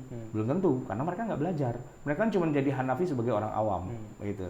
Nah, kalau kita kan walaupun nggak memeluk mazhab Hanafi, tapi kan kita belajar secara literatur kan. Oh, begitu ceritanya mereka gitu. Makanya orang India kalau saya bilang, "Ente punya Bidayatul Mubtadi nggak? Punya Al-Hidayah nggak?" Dia bingung. Kitab apa itu? Loh, itu kitab fikih kalian yang kalian bangga-banggakan itu rujukannya itu. Ini sama dengan kita orang Islam gitu ditanya sama orang kafir. Tanya sama orang kafir. Punya Kutubut Tis'ah enggak gitu. Apaan tuh Kutubut Tis'ah? Ya enggak tahu gitu. Kita tuh jadi muslim yang apa adanya, muslim yang awam gitu, enggak ngerti bagaimana literatur itu keislaman tuh sedemikian hebatnya gitu ya. Maka kita cuma terbengong-bengong saja ngelihat orang kafir ngomongin kitab kita. Kitanya nggak tahu gitu. Sama dengan kita di Indonesia punya banyak sumber daya alam. Orang di luar itu tahu banget daya sumber daya alam kita banyak. Tapi kita malah ngomong, oh kita punya minyak bumi ya? Oh kita punya batu bara ya? Oh kita punya nikel ya? Kita nggak tahu. Ternyata kita punya banyak potensi. Itu karena kita awam banget ya. Jadi nggak paham kekayaan kita itu apa. Oke. Ya, baik. Nah, kitab Al-Hidayah inilah yang kemudian menjadi referensi primer untuk dihafal, dikaji, disyarah, dan lain-lainnya. Oke, nomor 4 ada Bada' As-Sana'i'. Oke, baca. Di antara kitab fikih yang cukup terkenal di kalangan mazhab Hanafi adalah kitab Bada' As-Sana'i' fi Tartibis Syara'i' yang ditulis oleh Imam Alauddin Abi Zakaria bin Mas'ud Al-Kasani. Ya. Wafat 587 Hijriah. Dan ini gambarnya agak kurang DPI-nya. Nanti coba saya benerin lagi gambar covernya. Saya punya nih di rumah Jadi ini yang saya tampilkan di buku ini cuman gambar covernya, tapi penampakan fisik benerannya nggak ada ya. Saya besok coba saya akan rekam satu-satu. Ini loh penampakannya tuh kita bawa ke sini gitu ya. Ini loh penampakan yang sesungguhnya dari kitab-kitabnya mazhab Hanafi itu. Oke. Al-Bada'i was-Sana'i. Ini yang menulis siapa tadi? Al-Kasani. Oke. Ya. Nah, dia adalah merupakan apa? Syarah atau penjelasan dari kitab Tuhfah karya guru beliau sendiri yaitu Imam Muhammad bin Ahmad bin Abi Ahmad As-Samarqandi. Meskipun mensyarah kitab Tuhfah, kan tapi Imam Ghazali datang dengan pengaturan kitab yang baru yang dengan tetap menjaga keutuhan kitab Tuhfah itu sendiri. Kemudian adalah Bidayatul Mubtadi dan syarahnya Al-Hidayah. Tadi sudah kita bahas sedikit ya. Oke, kita terusin lagi. Al-Marghinani tadi ini. Ini berarti kedobelan nih. Nanti saya benerin lagi ya bukunya. Ini tadi kan sudah kita bahas, tapi muncul lagi. Oke, nah berikutnya Fathul Qadir. Ini Ibnul Humam ya. Silakan baca. Ya. Kitab Fathul Qadir termasuk salah satu rujukan utama dalam mazhab Al-Hanafiyah yang ditulis oleh Ibnul Humam yang wafat tahun 681 Hijriah. Dan ini penampakan kitabnya. Nama lengkap Ibnul Humam cukup panjang, yaitu Kamaluddin Muhammad bin Humamuddin Abdul Wahid ibn Hamiduddin Abdul Hamid bin Sa'aduddin Mas'ud As-Siwasi Al-Iskandari Al-Qahiri Al-Hanafi. Masya Allah.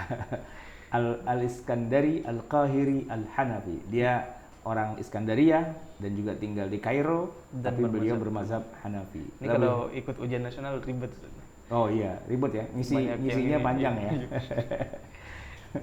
Oke, lebih populer dipanggil dengan Ibnul Humam saja. Ya, Fathul Qadir ini sesungguhnya adalah kitab syarah dari kitab yang kita bicarakan di atas, yaitu Al-Hidayah, Syarhul Bidayah dari karya Al-Marghinani gitu ya. Nah, berikutnya lagi itu kan banyak, itu kan udah kita bahas ada 6 tadi ya. Nah, ini adalah daftar kitab-kitab fikih mazhab Hanafi. Nggak usah kita bahas nih, banyak nih. Bacain aja. Ya, yang pertama ada Mukhtasar At-Tahawi. Oke. Kemudian ada Mukhtasar Al-Qaduri yang tadi kita bahas ya. Oke. Kemudian ada Ta'sisun Nazar Ad-Dabbusi. Kemudian Al-Mabsud Lis-Sarkhasi. Sarakhsi ya. Kemudian Tuhfatul Fuqaha Lis-Samarqandi. Oke. Kemudian Bada'i Usana'i yang barusan kita bahas. Kemudian Fatawa Qadi Khan Al-Faragani. Ya, ini berisi fatwa-fatwa. Ya, modelnya adalah fatwa. Oke, berikutnya lagi. Kemudian Al-Hidayah Al-Marghinani. Marghinani tadi kan. Kemudian Ahkamus Sigar lil Asrushani. Ya. Kemudian Al-Ikhtiyar li Ta'lilil Mukhtar Al-Musili. Ya. Majma'ul Bahrain, kemudian Kanzud Daqa'iq, Tabyinul Haqa'iq, Syarh Hidayah, Al-Jawhar An-Nirah gitu ya, Al-Fatawa lil Bazzaziyah. Kemudian apa namanya Mu'in, kitab apa tuh? Saya juga belum pernah baca. Fima yataraddad bainal khasmaini minal ahkam. At-Tarablusi, oke. Al-Binayah fi Syarhil Hidayah, Syarah Fathul Qadir Ibnul Humam ada juga. Kemudian Lisanul Hukam, ya. Kemudian ada Durarul Hukam, Multaqal Abhur. Nah, itu cakep tuh. Multaqa al-Abhar atau Abhur gitu ya. Pertemuan dari samudra-samudra. Al-Bahrul Ra'iq, Al-Asbah wa Nadhair, itu menurut Ibnu Najim ya. Kemudian Nataijul Afkar, Fatawa Al-Hindiyah. Wah, ini menarik. Hasyiah Asy-Syalabi ya. Kemudian ada lagi Tanwirul Absar ya, Majma'ul Anhur. Tadi ada Majma'ul Abhur, sekarang Majma'ul Anhur. Sungai. Ya, Al-Fatawa Al-Khairiyah, Ad-Durrul Mukhtar. Ini juga kitab yang apa namanya dipakai oleh mazhab Hanafi hari ini. Karena tahunnya lihat tuh udah 1098 ya. Kemudian ada Rabi Al-Lubab, Al-Uqud, terus aja. Ini terus kontemporer semua. Iya, udah agak kesini ya. Raddul Mukhtar itu Ibnu Abdin, itu udah kesini. Tapi memang kebanyakan orang ulama mazhab Hanafi hari ini itu biasanya kalau ngerujuk bukan ke kitab yang di awal, malah kitab-kitab yang terakhir. Karena itu biasanya yang terakhir adalah syarah dari yang awal. Jadi udah lebih lengkap gitu. Edisinya udah edisi yang terakhir. Sama kalau kita beli mobil yang terbaru, bukan mobil yang paling lama. Kalau yang lama mah teknologinya masih zaman jebot gitu kan. Nah, kalau kita beli motor, beli mobil, beli HP deh gitu, kita beli yang terbaru bukan yang terlama. Karena yang terbaru itulah penyempurnaan dari yang sebelumnya gitu. Jadi jangan bilang, wah kita kembali kepada yang asli. Bukan, kalau pada yang asli berarti teknologinya masih apa adanya. Mobil di tahun 60-an itu ya, itu nggak bisa dibunyikan mesinnya kecuali pakai engkol. Kalau engkol nggak Dari depan mesinnya tuh ditancepin gitu, diputar pakai tangan, baru dia hidup gitu. Bayangin gitu. Nah, terus motor-motor di tahun 80, 90, 2000 itu kalau kita nyalain belum ada starternya. Masih pakai di engkol juga, pakai kaki tapi gitu kan, dipancal kok di engkol gitu kan. Nah, tapi motor-motor udah tahun 2020 sekarang semuanya udah pakai apa namanya, pakai starter. Bahkan ada yang sistem apa yang canggih lagi. Kalau dia berhenti nggak digunakan, mesin mati. Begitu mau jalan lagi, tinggal putar gasnya, mesinnya langsung hidup sendiri. Otomatis. Wah, udah otomatis, udah canggih kan. Nah, kita pakai produk teknologi pasti pakai yang terakhir. Begitu juga ketika kitab-kitab Turos itu, kita bukannya kembali ke yang Turos banget, tapi malah ke yang paling akhir gitu. Karena itu yang udah penyempurnaan dari penyempurnaan yang disempurnakannya oleh penyempurnaan-penyempurnaan. Dan mungkin tingkat kesulitan juga Ustaz, kalau kita kembali ke yang paling awal itu ya, butuh effort yang sangat banyak. Pasti, iya pasti. Makanya kan kenapa harus ada syarah gitu kan? Nah, kita ngapain baca matannya? Baca syarahnya kalau mau paham ya. Tapi kalau mau hafal, oke, hafal matannya nggak apa-apa. Tapi kalau mau pengertian dan pemahaman, syarahnya. Dan makin disyarah tuh makin jelas. Walaupun jadi makin besar gitu ya. Oke. Baik. Itu mazhab Hanafi. Kita udah jam berapa nih? Ini sudah jam 6:15. 6:15 ya. Masih ada mazhab Maliki, masih ada mazhab Syafi'i, masih mazhab ada Hambali. Gak apa-apa, kita teruskan Maliki biar nanti kita ada 2 sesi ya. Ini yang Maliki. Ya, baik. Literatur utama mazhab Maliki diinisiasi oleh Al-Imam Malik bin Anas bin Abi Amr Al-Asbani. Beliau adalah imam penduduk Madinah dalam urusan fikih dan hadis yang hidup di era setelah generasi tabi'in. Sebagaimana Abu Hanifah, Imam Malik juga hidup dalam 2 masa pemerintahan Daulah Umayyah dan Abbasiyah. Beliau dilahirkan di masa Khalifah Al-Walid bin Abdul Malik dan meninggal di masa Khalifah Ar-Rasyid di Madinah. Beliau tidak pernah melakukan perjalanan keluar dari Madinah ke wilayah lain. Imam Malik berguru kepada ulama Madinah. Dalam jangka cukup panjang, beliau mulazamah atau berguru langsung kepada Abdurrahman Hurmuz. Beliau juga menimba ilmu kepada Nafi' Maula Ibnu Umar. Ibnu Syihab Az-Zuhri, guru fikih beliau adalah Rabi'ah bin Abdurrahman. Imam Malik adalah ahli hadis dan fikih, maka kitab Al-Muwatta karya beliau cukup unik karena merupakan kitab hadis dan juga kitab fikih sekaligus. Dalam urutan riwayat hadis dikenal sebutan silsilah Zahabiyah, yaitu apabila suatu hadis diriwayatkan oleh Imam Malik dari gurunya yaitu Nafi' dan dari gurunya lagi yaitu Abdullah bin Umar radhiyallahu anhu. Itu as-sahhul asanid, dikenal sebagai sanad sesahih-sahihnya itu ya kalau dari Malik, Nafi', Abdullah bin Umar. As-sahhul asanid itu disepakati. Maka unik banget nih Imam Malik itu bukan cuma ahli fikih, tapi beliau adalah gurunya para ahli hadis gitu. Dan seluruh ahli hadis sedunia, mau itu Ibnu Shalah, mau itu Bukhari, Muslim dan sebagainya, itu sama Imam Malik ya nyembah-nyembah lah gitu. Bahasanya begitu kalau bahasa premannya. Nyembah-nyembah dia sama Imam Malik. Iyalah, Imam Syafi'i aja jadi muridnya kok gitu kan, karena beliau sanadnya paling dekat ke Rasulullah. Cuman ada 1 orang doang, Nafi'. Dari Nafi' langsung udah ketemu sahabat itu. Kan udah canggih banget. Dan beliau juga punya kitab ya. Kitabnya terkenal itu dia. Ya, ini dia Al-Mudawwanah Al-Kubra. Ini penampakannya. Kemudian kitab Al-Mudawwanah Al-Kubra ini ditulis langsung oleh pendiri mazhab Maliki yaitu Al-Imam Malik rahimahullah. Berbeda dengan Abu Hanifah tadi yang ditulis oleh muridnya Ustaz ya. Ini ditulis langsung. Beliau menulis langsung. Walaupun ya ini belum terstruktur dengan baik. Ya coba kita baca. Ya, baik. Kitab ini disebut juga atau Al-Mukhtalithah. Kemudian memuat ribuan permasalahan yang disusun oleh Sahnun bin Sa'id, wafat 240 Hijriah. Nah, jadi yang kita pegang sekarang ini itu yang sudah istilahnya sudah disusun ulang oleh Sahnun. Sahnun ini salah satu di antara muridnya yang wafatnya tahun 240 Hijriah itu. Kandungan isinya? Ya, kandungan isinya mencakup 90 kitab fikih yang jika dirincikan terdiri dari 4.000 hadis, 30.006 athar, 40.000 masalah, 40.000 hukum dan 40.000 fatwa. Ini kalau udah dikuasai udah insyaallah ini. Awal mulanya kitab Al-Mudawwanah Al-Kubra ini adalah Al-Asadiyah atau dinisbatkan kepada Asad bin Al-Farrad, yaitu kumpulan masalah-masalah fikih yang disusun dan dikumpulkan oleh Asad Ibnul Furat dari apa yang ia dapatkan dari Imam Malik. Setelah Imam Malik wafat di tahun 196 Hijriah. Jadi itu beda pendapat ya, tadi di atas 197 nih 196, 179 nih, nah ini riwayatnya beda-beda. Oke. Ya. Melengkapi dan mengkajinya kembali bersama Abdurrahman bin Al-Qasim juga Sahnun bin Sa'id At-Tanuhi. Jadi bisa dikatakan bahwa kitab ini mencakup pemikiran fikih 4 orang mujtahid, yaitu Imam Malik, Abdurrahman bin Al-Qasim, Asad bin Al-Furat, dan Sahnun bin Sa'id. Kitab Al-Mudawwanah merupakan rujukan utama dalam mazhab Maliki, maka tidak heran banyak ulama menyusun syarah dan mukhtasarnya. Kalau hari ini mazhab Maliki itu banyaknya di Afrika Utara, di Libya, Tunis, Aljazair, Maroko. Itu pusatnya orang bermazhab Maliki. Walaupun kalau di masa Imam Malik, Imam Maliknya sendiri malah domisilinya di Madinah. Cuman ya sesuai dengan perkembangan zaman, Madinah kemudian sudah lagi tidak ada Imam Malik kan.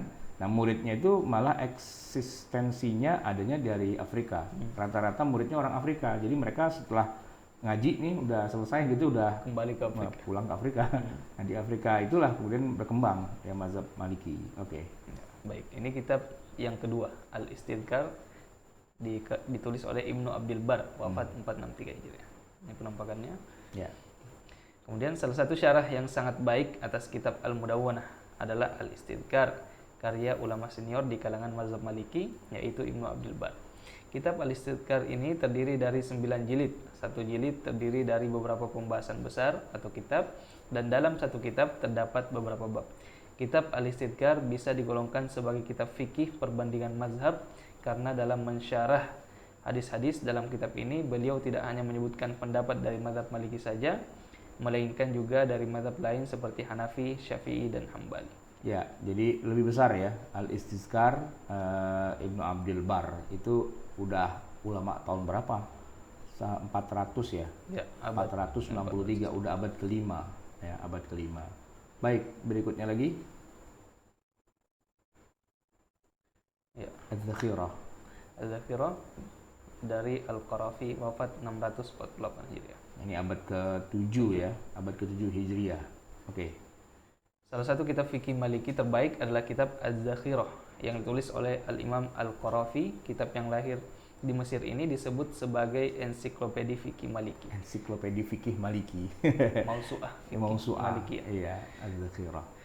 Meski di dalamnya sang penulis juga memaparkan pendapat dari mazhab-mazhab yang lain secara seimbang, sehingga Az-Zakhirah juga merupakan kitab fikih muqaran atau perbandingan. Ya. Barangkali Az-Zakhirah merupakan pamungkas dari Ummahatul Kutub atau kitab-kitab induk dalam mazhab Maliki. Sebab kalau kita baca dalam sejarah penulisan fikih Maliki, setelah munculnya Az-Zakhirah ini belum ada ulama yang menuliskan fikih secara independen. Para ulama baik yang sezaman ataupun setelahnya lebih banyak melakukan penulisan syarah, hasyiyah ataupun ikhtisar atas kitab-kitab fikih yang sudah ada. Yang menarik dari Imam Al-Qarafi dalam Az-Zakhirahnya ini adalah gaya bahasanya yang memikat, pilihan katanya yang akurat, referensinya yang padat, dan sistematika penulisan atau pengelompokan kitab-kitab, bab-bab, serta pasal-pasalnya yang cukup cermat. Kitab Az-Zakhirah diawali dengan kata pengantar penulis yang cukup informatif mengenai hal ihwal penulisan kitab tersebut.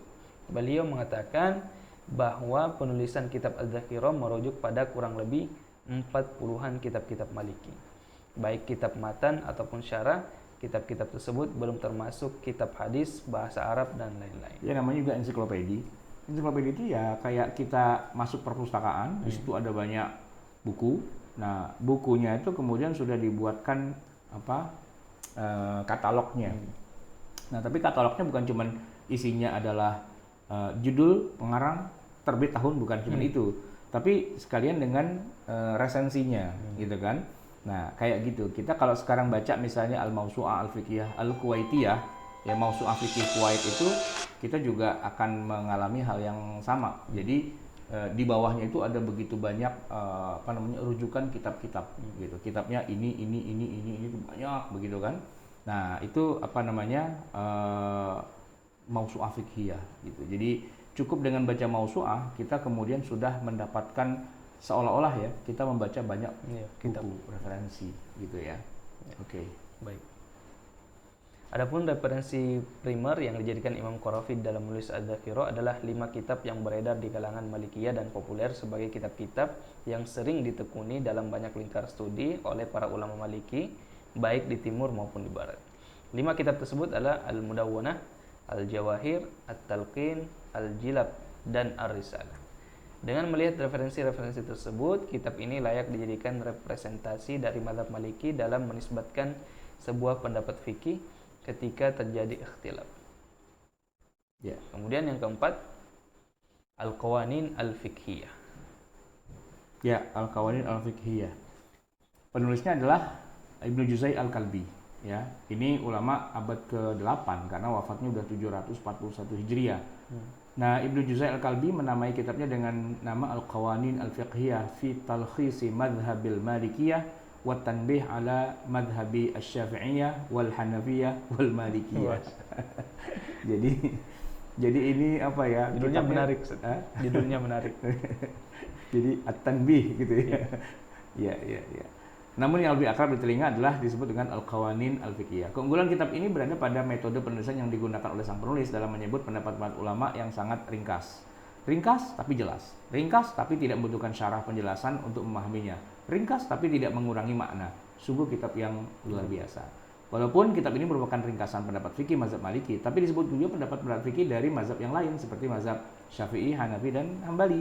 Disebutkan juga pendapat di luar 4 mazhab seperti Hasan Basri, ya Ishaq Ibnu Rahawayh, Daud Az-Zahiri, Auza'i, Al-Laits, Al-Laits bin Sa'ad ya, dan juga ulama-ulama yang lain. Oleh karena itu, kitab ini dianggap sebagai kitab fikih muqaran juga, kitab fikih perbandingan. Baik, ini selengkapnya ya. Ada Mudawwanah Kubro dan seterusnya. Itu bisa nanti dibacalah ya. Oke, kita buka pertanyaan, udah jam segini nih. Ya, baik jemaah sekalian yang dirahmati Allah Subhanahu wa taala, dimanapun jemaah sekalian menyimak di Zoom, di YouTube ataupun di channel Facebook official milik dosen kita, Ustadz Ahmad Sarwat. Silahkan sekarang kita sesi tanya jawab. Silahkan untuk yang di Zoom bisa dengan menggunakan angkat tangan atau raise hand untuk bertanya langsung. Kemudian yang di platform lain bisa menuliskan pertanyaan di kolom komentar yang insya Allah nanti kita akan jawab, kita akan bacakan. Baik.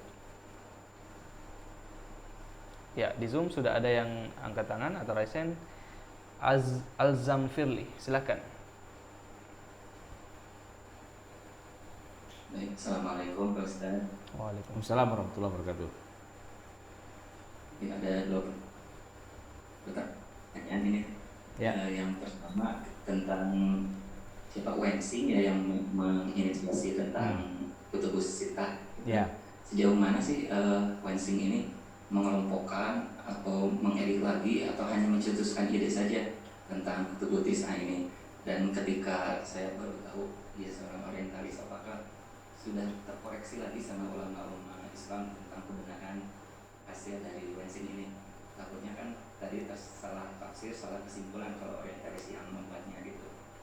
Yang kedua, tentang persebaran mazhab ini kan secara geografis banyak yang keluar dari daerahnya gitu. Apalagi Maliki kok bisa sampai hilang gitu ya di Madinahnya sendiri gitu. Apakah terusir secara alami atau memang hilang ketika Muhammad Abdul Wahab datang seperti itu. Tapi ini juga secara geografis banyaknya di Asia Tenggara, nah aslinya yang di mana ya? Mesir, Kufa itu pada kemana gitu, seperti itu. Baik. Silakan. Ya, yang pertama tadi terkait dengan Wensing ya. Jadi begini, sebenarnya yang membahas ini adalah Ustadz Hanif Lutfi. Kajiannya setiap hari Selasa ya. Setiap Selasa subuh. Ini kan kita hari Senin, besok subuh. Karena sebentar lagi beliau akan menerbitkan buku tentang Kutubut Tis'ah itu, ya kan, yang mana asal muasalnya disebut dengan Kutubus Sittah atau Tis'ah itu dari Wensing itu sebenarnya. Tapi kalau pertanyaannya apakah itu tidak ada unsur apa istilahnya pemalsuan atau apa dan sebagainya, begini, kitab hadis itu ya, itu isinya cuma kopian hadis-hadis dari sekian banyak kitab gitu. Kitab aslinya ada. Nah, cuman oleh Wensing ini dikumpulkan jadi satu gitu kan, biar mudah untuk dicari. Zaman segitu kan belum ada komputer. Kalau sekarang mah nggak butuh kita kutubut isah kayak gitu. Kenapa? Karena nyarinya gampang, pakai komputer, pakai internet, selesai gitu. Tapi kalau zaman dulu enggak.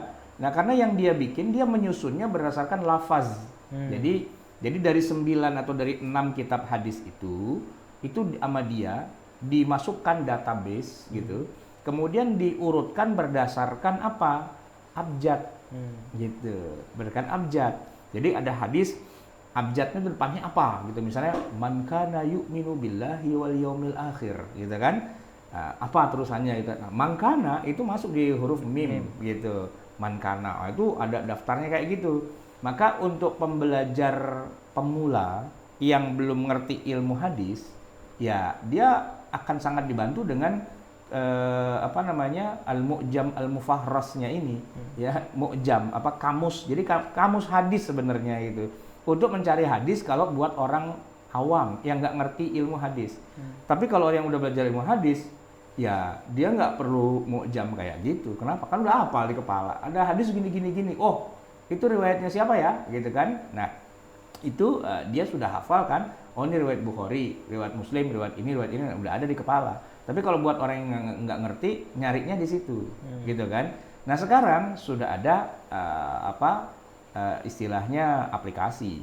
Jadi setelah semua matannya disimpan dalam database, kita bisa searching bahkan bukan hanya berdasarkan ujung hadis, tapi bisa berdasarkan lafaz-lafaz yang ada di dalam hadis itu. Mau yang di tengah, di awal, di akhir, di mana, ya udah itu sudah aja. Canggih, sudah canggih. Maka yang disusun oleh Wensing itu sebenarnya sudah nggak penting lagi hari ini gitu kan.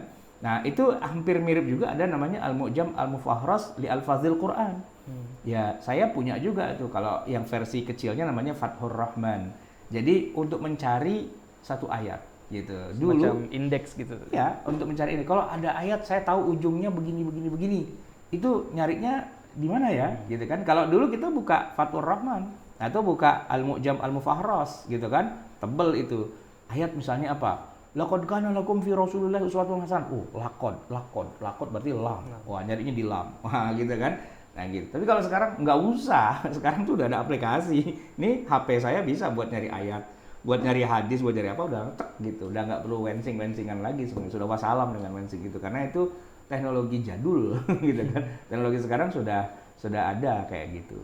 Jadi kalau masalah wensing itu misalnya apakah memalsu sih? Kayaknya nggak memalsu sih, karena dia cuman ya membuat indeks aja gitu, membuat indeks. Tapi ya wallahu alam, karena kan yang di indeks itu kan begini, kitab hadis itu nanti Ustaz Hanif lah nih yang terangin ya. Kitab hadis kan banyak versinya gitu. Kalau katanya ini Bukhari yang mana nih? Jalurnya siapa? Wah, itu jadi agak rumit lagi tuh gitu ya. Tapi itulah jawabannya. Baik, yang kedua tadi Pak? Yang kedua tentang penyebaran mazhab. Oh, begini. Mazhab itu dia tidak bisa menyebar dengan sendirinya kecuali dengan cara dihidupkan madrasahnya, pusat pengajarannya. Jadi gini misalnya di Madinah ketika Imam Malik rahimahullah itu wafat, murid-muridnya itu kan pada nggak ada yang meneruskan di Madinah. Muridnya pada nyebar. Imam Syafi'i sebagai murid itu langsung ke Yaman. Nanti yang lain-lain pada kemana. Nah, ya udah menyebarnya sesuai dengan istilahnya demografi atau apa istilahnya penyebaran itu ya kemana-mananya itu gitulah.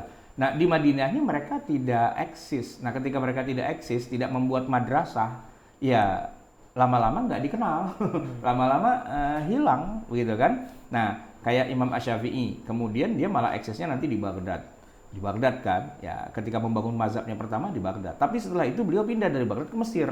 Nah, kemudian di Mesir itulah dia punya murid, dan ketika beliau wafat, ini yang penting ya, ketika seorang alim wafat, dia meninggalkan murid apa enggak? Meninggalkan karya tulis apa enggak? Karena kalau dia nggak punya murid, apalagi nggak ada karya tulis, selesai. Itu banyak loh mujtahid yang lebih besar dari Abu Hanifah. Misalnya Al-Hasan Al-Basri, itu luar biasa. Di Basrah, dia kan ulama besar, Hasan Al-Basri. Beliau pendiri mazhab juga, tapi gara-gara beliau nggak punya murid yang meneruskan ajarannya dan juga tidak punya karya tulis gitu kan di masa itu, Ya sudah, kita nggak kenal sekarang ada mazhab Hasan Al-Basri. Siapa? Enggak. Ada Hasan Basri Durin, gubernur gitu kan. Mazhab Hasan Basri nggak dikenal. Begitu juga di Mesir, di zaman dulu ada ulama lebih pintar, lebih hebat, lebih senior dari Imam Malik di Mesir. Yaitu siapa? Siapa di Mesir? Hah? Nggak tahu. Siapa Solihin? Tahu nggak di Mesir? Ulama besar gitu, ya. Hah? Ya nggak, kita nggak mengenalnya sekarang. Wajar kalau nggak mengenal. Kenapa? Ya karena beliau nggak punya murid dan juga nggak punya karya tulis. Sehingga walaupun ditulis di Mesir itu ada ulama besar gitu, tapi kita nggak tahu siapa. Karena nggak ada asarnya, itu nggak ada, gitu kan? Nanti di tempat-tempat lain begitu juga. Karena nggak ada generasi berikutnya yang meneruskan dan nggak ada karya monumental, sehingga nggak dikenal. Makanya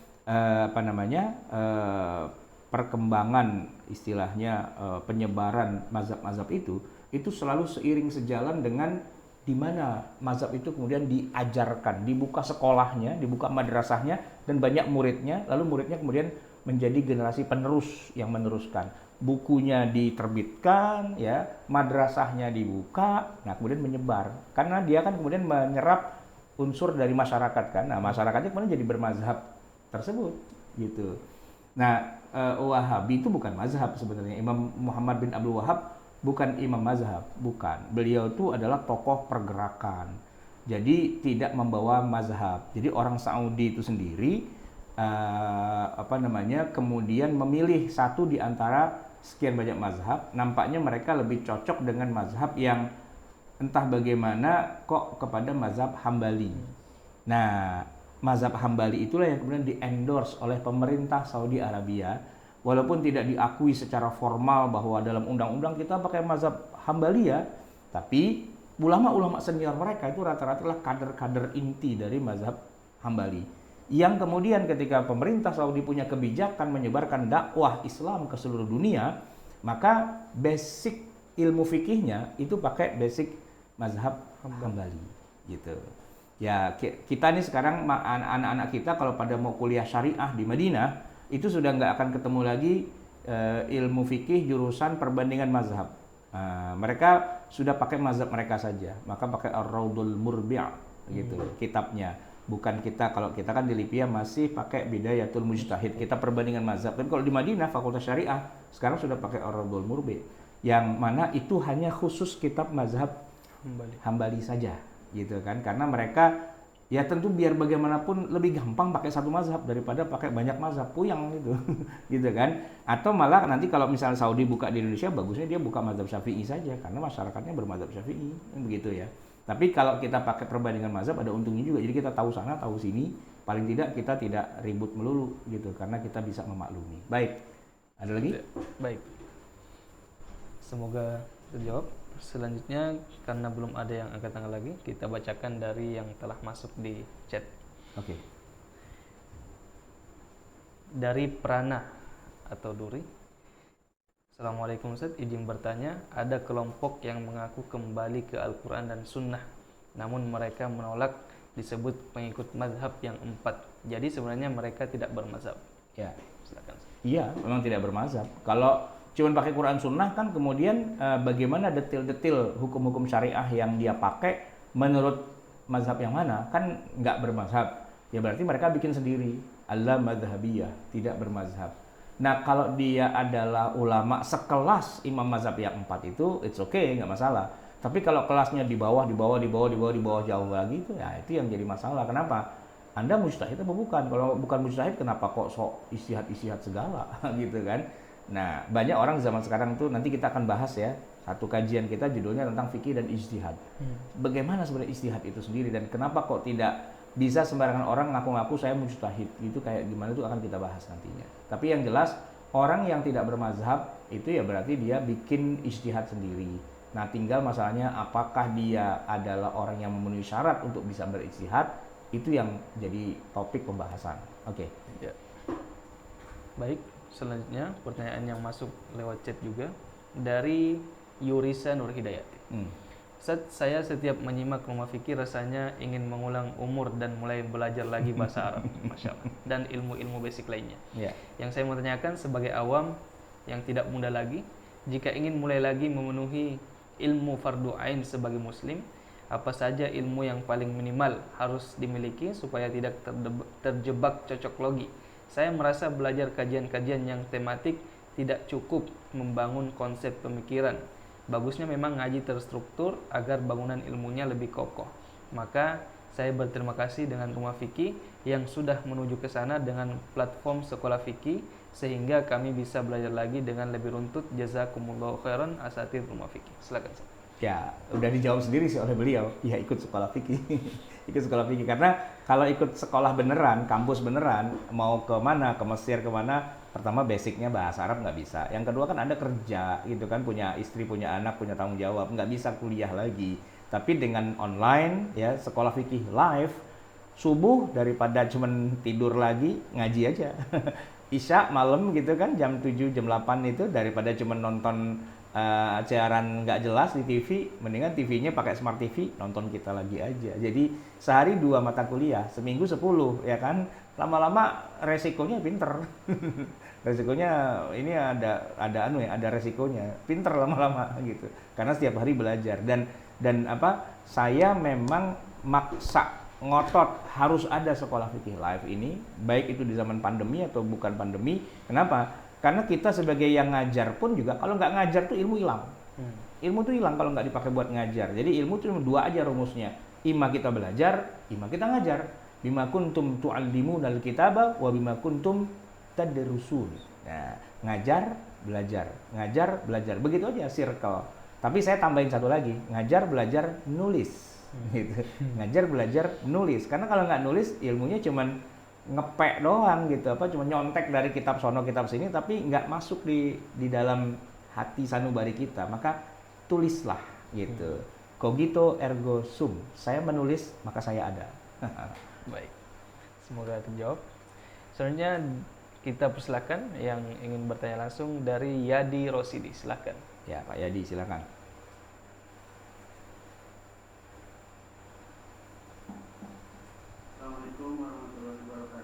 Waalaikumsalam warahmatullahi wabarakatuh. Terkait pertanyaan yang tadi disampaikan tentang bermadzhab, kalau misalnya dulu, saya kan di pesantren itu pakai Syafi'i gitu ya. Ya. Artinya kita kunut subuh gitu. Nah sekarang saya merantau dari kota gitu di Depok gitu ya. Lalu saya sholat subuh sering imami dan saya sekarang udah nggak kunut subuh gitu. Apakah boleh nih, misalnya saya dulunya belajarnya Syafi'i dan tidak pernah nggak kunut subuh, nah sementara sekarang di sini saya jadi imam nggak kunut. Terus gue jamaah sih bilang kalau Pak Yadi nanti mau pakai kunut sih kita nggak masalah. Nah artinya saya dulu belajarnya kunut, tapi sekarang kadang-kadang kunut, kadang-kadang enggak. Artinya kan berarti kalau itu saya nggak ada istiqomah di Syafi'i. Yang lainnya pakai Syafi'i, tapi kalau pas subuhnya nggak ada Syafi'i. Ya. Bagaimana pandangan Pak? Baik. Ya, Ya, waalaikumsalam warahmatullahi wabarakatuh. Jadi gini Pak, banyak di antara kita ketika belajar satu mazhab itu ada yang sifatnya aktif, ada yang sifatnya pasif. Kalau kebanyakan sih pasif. Pasif itu ya cuma sekedar nerima aja gitu. Tapi kalau di debat itu nggak bisa jawab. Apalagi di debatnya dengan hadisnya mana. Nah, itu udah kelepak-kelepak itu, bingung gitu kan. Tapi ada yang belajar secara aktif. Aktif itu artinya dia nggak cuma sekedar nerima aja, tapi dia membandingkan dengan mazhab yang lain gitu ya. Sehingga kesimpulannya adalah, wih ternyata mazhab saya nih bukan mazhab ece-ece ya. Wah hebat ternyata ini. Udah saya bandingin sama yang lain dan kunut mantap itu. Hadisnya sahih gitu kan. Siapa bilang hadisnya nggak ada? Berarti lu belum nyampe ilmunya. Ilmunya udah ada, udah hadisnya ada, sahih sampai kepada Rasulullah, sanadnya siqah sampai Rasulullah, gitu kan? Nah makanya kalau main tuh yang rada jauhan dikit, jangan yang cuman di halaman belakang doang, gitu kan? Nah yang rada jauhan. Nah kalau kita belajar ilmu perbandingan mazhabnya tuh aktif, belajar fikih mazhab Syafi'i secara aktif, kita akan sangat pede, ya percaya diri bahwa ini yang kuat, gitu apa? Kunut subuh. Makanya kalau saya gitu ya, jadi antum di mana di Depok gitu, Apalagi udah dibilang, silahkan Ustaz mau pakai kunut. Iya, mau pakai kunut, emang itu yang benar gitu. Kalau ada yang bilang, wah enggak itu kan bid'ah dan sebagainya. Buka kitab lu, ayo kita buka kitab sekarang, ayo kita kajian. Kan begitu. Kenapa bisa begitu? Ada ilmunya gitu. Nah kebanyakan kita kan ilmunya ilmu cuman tadi, pasif, cuman nerima doang. Kata guru begini ya begini, udah. Tidak berdasarkan ilmu yang sudah istilahnya udah sudah dibedah begitu kan. Sehingga begitu harus berdebat gitu, kelepek-kelepek nggak bisa jawab. Itu salah satu kelemahan gitu kan. Saya mengalami proses seperti Pak Yadi juga. Pertama saya belajar fikih ya pastilah orang Jakarta, orang Betawi, Syafi'i lah pastinya kan gitu. Tapi kemudian dibego-begoin sama orang gitu. Wah tuh nggak ada hadisnya dan sebagainya. Saya 20 tahun libur kunut, kagak kunut 20 tahun libur gitu kan. Nggak apa-apa. Tapi kemudian saya kuliah. Kuliahnya di perbandingan mazhab. Lalu saya belajar mazhab, semua mazhab. Termasuk salah satunya ya mazhab Syafi'i juga. Begitu kita bahas, ternyata hadisnya kuat. Ternyata hebat gitu. Nggak bego-bego amat kita ini kan. Sekarang saya kunut lagi gitu. Bahkan kalaupun saya jadi imam subuh, saya bilang, sorry nih. Kenapa? Saya mazhabnya Syafi'i. Saya kunut. Kalau ente keberatan kunut, maka saya jangan jadi imam. Oh, enggak apa-apa Ustadz, jadi imam aja. Ya sudah, saya kunut ya. Siap gitu. Ya udah siap. Kenapa? Orang saya punya ilmunya, saya bangga dengan ilmu itu, ya kan? Dan saya pakai, so what gitu loh, ya kan? Orang lain merasa nggak cocok aja. Tapi ente nggak cocok, jangan-jangan nggak tahu ilmunya. Kalau saya cocok, saya tahu ilmunya, kan begitu. Nah di situ kelemahan kita dalam hal ini, pembelajaran ilmu fikih kita kebanyakannya tadi pasif, gitu. Kelemahannya tuh di situ, pasif, sehingga begitu diserang bertubi-tubi dengan orang lain yang ingin menyalah-nyalahkan, dia nggak siap. Udahlah, nggak usah kunut lah. Begitu. Banyak itu kasus kayak gitu, ya kan? Jadi punya semacam kayak inferiority complex. Wow, apa itu? Ya, merasa rendah diri gitu, merasa aduh, nggak keren, nggak ada hadisnya, gitu. Itu rata-rata orang yang belajar mazhab Syafi'i itu, aduh, nggak punya dalil gitu. Padahal dalilnya keren, justru ya mazhab yang dalilnya paling keren itu malah dalilnya mazhab Syafi'i. Cuma kenapa kita nggak tahu? Karena kita belajar pakai kitab-kitab hafalan anak-anak. Ya, yang kita hafal kan pelajaran buku yang tipis-tipis yang buat anak-anak itu. Emang pernah sebagai orang yang bermadzhab Syafi'i itu bacanya Al-Majmu' gitu secara muhadzab? Kagak lah. Nggak pernah kita Asnal Mathalib gitu. Enggak. Paling kita baca apa? Matan Takrib paling-paling, Safinah, atau malah apa itu sarahnya Safinah gitu kan. Itu aja paling. Emang nggak ada dalilnya. Emang nggak ada, paling tinggi itu mentok-mentok ya apa namanya kitab ya mazhab Syafi'i apa namanya yang ditakmili itu. Saya bukan dari takmili. Oh, nggak pernah takmili. Oke. Jadi paling-paling itu sedikit kan dalilnya. Nah kalau dihujam bertubi-tubi dengan dalil itu emang nggak keluar gitu kan. Tapi nggak apa-apa sih. Ya antum kalau misalnya masih jadi orang yang bermadzhab Syafi'i tapi takiyah, nggak apa-apa juga sih. Takiyah tuh kita minjem dari orang Syiah gitu ya. Syiah tapi pura-pura bukan Syiah gitu. Syafi'i tapi pura-pura bukan Syafi'i. Pura-pura nggak kunut. Pura-pura nggak kunut. Padahal dia kunut gitu kan. Nggak apa-apa, kunut aja. Why not gitu. Kenapa? Ini negeri mazhab Syafi'i kok orang kunut kenapa salah? Enggak lah. Yang salah tuh yang nyalain gitu. Berarti dia nggak ngerti perbandingan mazhab. Oke. Baik, semoga terjawab Pak Yadi Rosidi. Selanjutnya ada yang masuk di chat dari Ferianto. Assalamualaikum Ustaz, buat saya yang awam, kitab ulama yang disebutkan tadi tidak mungkin bisa dibaca. Alternatifnya baca kitab yang translate bahasa Indonesia. Cuman ada ulama yang menyarankan tidak membaca kitab terjemahan yang ada pendapat Albani yang mendoifkan hadis, karena beliau bukan yang benar-benar expert di bidang itu. Mohon pandangannya Ustaz, terima kasih. Silakan. Iya. Jadi ini tragedi penerjemahan kitab berbahasa Arab oleh penerbit-penerbit yang dari awal niatnya itu nggak benar. Niatnya ingin menjatuhkan kitab itu, tapi dia terbitkan. Nah, terbitkan lalu diterjemah, lalu dikasih footnote. Footnote-nya ngabisin isinya. Jadi setelah baca kitab itu, kesimpulannya ini kitab sesat ini. Ini kacau balau. Jadi penerbitnya itu sudah punya agama sendiri gitu. Agamanya agama dia lah gitu kan. Dia nggak setuju tuh dengan kitab itu. Tapi karena kitab itu populer di tengah masyarakat, dia pengen bisnis. Dia bisnis kan. diterjemahin. Kan banyak yang beli itu. Ternyata di dalam terjemahnya disisipkanlah racun-racunnya itu. Apa? Ini hadisnya doif, hadisnya doaf gitu kan. Kesimpulannya, ini buku nggak bagus nih karena salah, isinya doif semua gitu kan. Jadi itu adalah strategi yang sebenarnya kebaca sih gaya berpikirnya gitu ya. Tapi semua itu sebenarnya berangkat dari satu pendekatan, yaitu ilmunya kurang. Ilmunya kurang. Orang kalau ilmunya kurang, apa-apa yang dia tidak tahu itu musuh. Saya nggak tahu, oh berarti musuh. Saya nggak tahu, oh berarti harus kita habisi nih, kan begitu.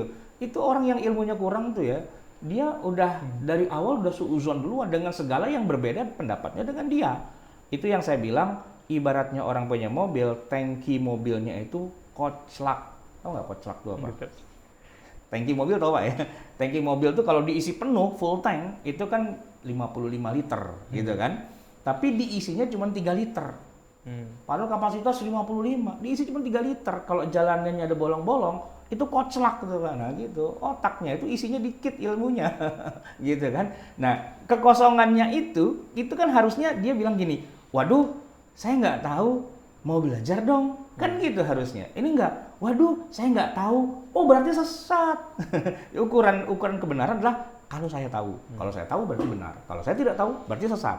Nah, itu banyak orang yang mentalnya kayak gitu, ya kan? Nah, kemudian dia jadi ustadz gitu. Dia bangun yayasan, dia bangun penerbitan dan sebagainya, dan kemudian nerbitinlah buku-buku yang kayak gitu. Ini buku sudah dipakai orang sedunia Islam. Tiba-tiba dibilang hadisnya doaf gitu kan. Ujung-ujungnya kan itu jadi tragedi. Lu kalau emang nggak suka sama buku itu, nggak usah nerbitin gitu, biar kita aja yang nerbitin. Kenapa nerbitin buku yang kalian tidak suka? Gitu kan, terbit aja buku sendiri gitu yang suka jelek-jelekin kita lah nggak apa-apa, tapi jangan buku kita ente terbitin sambil dimaki-maki di dalamnya. Itu namanya berkhianat. Itu seperti menohok kawan seiring, menggunting dalam lipatan dan menyalip di tikungan. Nah, Oke. Baik, semoga terjawab. Kita beralih ke pertanyaan selanjutnya dari Muhammad Humaidi. Ustadz, kalau mau punya ilmu kayak antum, bisa menyimpulkan dan memberi resensi kitab-kitab mazhab sangat runut. Ini belajarnya ada gurunya apa hanya penelitian antum saja? Kalau ada gurunya, berguru di mana Ustadz? Saya mungkin murid antum yang paling sering ngajar di kajian-kajian pakai kitab antum. Semoga kitab warisan antum bisa survive kayak seperti mazhab yang sekarang survive. Silakan. Ada gurunya, masa ngarang? Ada gurunya lah. Ya kuliahnya di Fakultas Syariah, jurusannya perbandingan mazhab gitu. Jadi setiap tahun LIPIA itu meluluskan lah setiap tahun berapa orang yang lulus LC itu setiap tahun berapa orang? Ada ratusan Ustaz. Satu angkatan tuh ratusan ya? Iya ratusan, banyak. Cuma, nah ada cumanya nih. Dari sekian banyak yang udah pada belajar itu, kebanyakannya tidak meneruskan ilmu yang sudah dia pelajarinya itu ke jenjang berikutnya S2, S3. Bahkan dia kerja sih, atau mungkin dia kuliah, tapi kuliahnya tuh pindah mazhab, bukan pindah mazhab, pindah jalur. Ada yang jadi master bisnis, MBA gitu kan, terus atau jadi pendidikan gitu dan sebagainya, sehingga ilmu basic yang sudah dia kuasai itu di S1 itu nggak ada terusannya gitu kan. Satu. Yang kedua, boleh jadi dia nggak kuliah, tapi dia terjun ke dalam dunia pekerjaan ya. Entah jadi pembimbing haji umroh, ya kan, atau jadi guru di sebuah pesantren, ya kan, yang mana ngajarnya itu kelas aliyah gitu-gitu. Nah, sehingga walaupun dia tetap dalam dunia ilmu, tapi dia tidak berpikir untuk bagaimana mengembangkan ke depan. Karena guru pesantren itu ya habislah waktunya untuk yang perintilan-perintilan kayak gitu ya. Nah, atau mungkin dia juga jadi jadi pengusaha, jadi anggota dewan, jadi pejabat, macam-macam lah gitu kan, profesi banyak, dan semua tuh boleh-boleh saja, sah-sah saja gitu. Tapi ya tadi itu sayang gitu. Kenapa? Karena ibarat kata orang udah kuliah fakultas kedokteran nih, udah lulus jadi sarjana kedokteran, tapi tidak menekuni profesinya sebagai dokter. Nah, jadi kan ya kalau logika saya, ya lu ngapain kuliah fakultas kedokteran kalau nggak jadi dokter, kan sayang gitu kan. Nah, logika saya adalah orang saya kuliahnya S1 di jurusan perbandingan mazhab, maka saya tetap menggeluti bidang itu. Ketika saya ngisi pengajian, ya saya ngisinya sesuai dengan apa yang saya pelajari dong. Maksudnya saya nggak mau nih ngisi pengajian misalnya untuk anak-anak SD. Enggak lah, kenapa? Yang saya pelajari bukan buat SD, yang saya pelajari buat orang yang memang levelnya ke situ. Bahkan dulu saya pernah jadi dosen di STAN, dosen pendidikan agama Islam di STAN, Sekolah Tinggi Akuntansi Negara. Saya ada kira-kira 10 atau 15 tahun ngajar itu. Tapi saya melihat bahwa ini nggak cocok nih. Kenapa? Ilmu saya bukan untuk ngajar dasar-dasar ilmu agama Islam anak kampus S1 atau D3 itu ya. D3, enggak nyampe itu Pak, bukan bidangnya gitu. Jadi nggak maju-maju ilmu saya. Kayak saya setback ke belakang, mundur lagi ya, mengejarin rukun iman, rukun Islam yang dasar-dasar begitu kan. Nah, itu bukan bidang saya. Orang saya kuliahnya udah sampai sini, maka saya kalau ngisi kajian ceramah, saya mau sesuai dengan apa yang saya sudah pelajari. Lalu saya bikin makalah, saya bikin penelitian, saya menulis dan sebagainya. Ya itulah yang kemudian antum baca itu. Kok bisa kayak gitu? Semua pasti bisa. Yang pernah kuliah fakultas ke syariah jurusan perbandingan pasti bisa. Cuman dia mengasah nggak kemampuannya itu. Ya kan ada misalnya dokter yang pintar nulis, tapi ada dokter nggak bisa nulis, dia pintarnya ngobatin pasien doang. Tapi kalau ditanya nih kepada publik gitu, dok, ini kalau ada sakit gini-gini gimana? Udah ke dokter aja lah gitu, dia nggak mau capek gitu kan. Ada tuh, dia pintar tapi dia nggak bisa mentransfer kepintarannya itu pada orang lain dalam bentuk karya tulis dan sebagainya.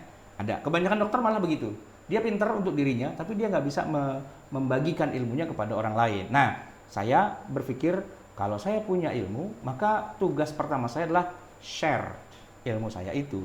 Nah, share-nya kepada orang awam kan. Oh, berarti saya harus menggunakan bahasa yang mudah dipahami oleh orang awam dan bukan hanya sekedar mengulang atau mengcopy paste apa yang saya pelajari dalam bahasa Arab. Enggak. Saya akan mentransformasikan menjadi bahasa Indonesia dan walaupun bobotnya itu berat, tapi ini berat, tapi bagaimana biar orang paling awam, for beginner itu paham. Itu penting, gitu. Ya, karena saya suka menulis, ya saya tulislah itu semua. Ya, saya suka melakukan penelitian, ya saya telitilah itu semua. Gitu ya, baik. Ya, baik. Semoga terjawab. Ya. Saya cek di YouTube dulu, Ustaz, pertanyaan. Di YouTube tidak ada pertanyaan, namun rata-rata mengabsen dirinya masing-masing dan menyebutkan daerahnya masing-masing. Ini ada yang dari Bandung hadir, Jati Melati hadir, Soreang hadir, Bekasi ngaji Ustadz, Bekasi ngaji, Surabaya, kemudian ada dari Yogyakarta, ada dari Kaltim. Wah, Kaltim. Dari kampung ente ada nggak? Dari Sulawesi? Nggak ada Ustadz. Nggak ada ya? Ada Sintang, Kalimantan Barat juga ini. Sintang, oke. Ya, Masya Allah. Nggak ada yang bertanya di YouTube. Kemudian di Zoom juga sudah tidak ada yang bertanya lagi. Kemudian di Facebook juga ini hanya sekedar absen juga dari Blitar menyimak. Ya. Ya, baik. Oh, ini ada yang ketengah lagi dari Bagus. Mana tadi Bagus? Bagus, silakan.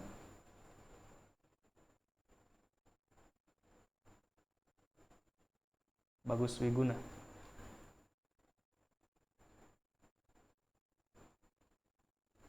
Sebenarnya kayaknya tidak jadi. Tadi resen kemudian diturunkan lagi. Ya. Baik. Berarti terjawabnya pertanyaan barusan sekaligus menutup kajian SFL atau Sekolah Fikih Live kita pada pagi hari ini. Baik, seperti biasa sebelum kita tutup kajian kita, maka izinkan saya menyampaikan beberapa informasi. Yang pertama tentang kajian Sekolah Fikih Live di malam hari.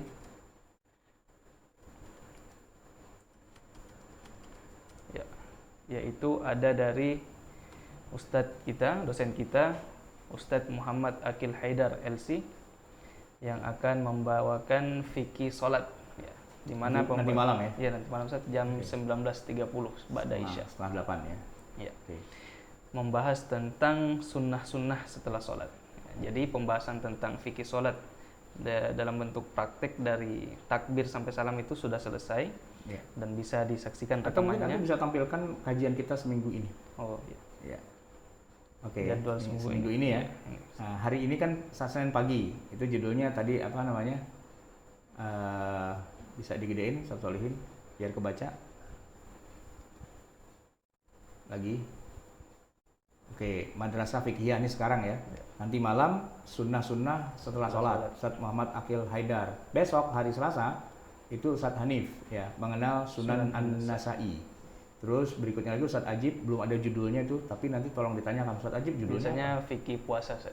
Tapi kenapa nggak ditulis di situ? Ustaz Ajib itu nanti tolong ditulis ya. Berikutnya lagi hari Rabu kita akan bicara tentang IAT ya, usul tafsir. Kemudian malam Kamisnya itu ada apa namanya Ustaz Tengku Khairul Fazli As-Sakan. Ini bahasa Arab. Oke.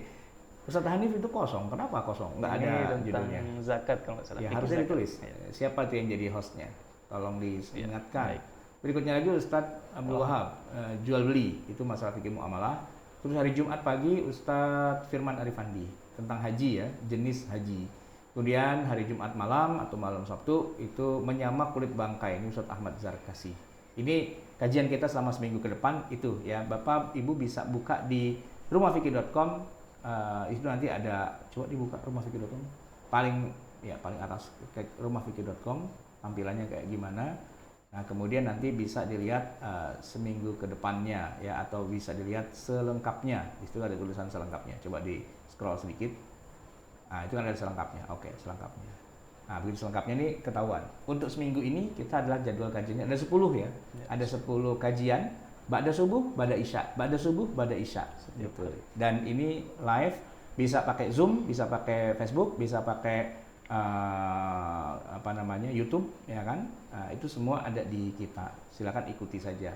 Artinya jalannya sudah dibuka, tinggal Anda mau jalan apa enggak gitu aja. Oke. Baik.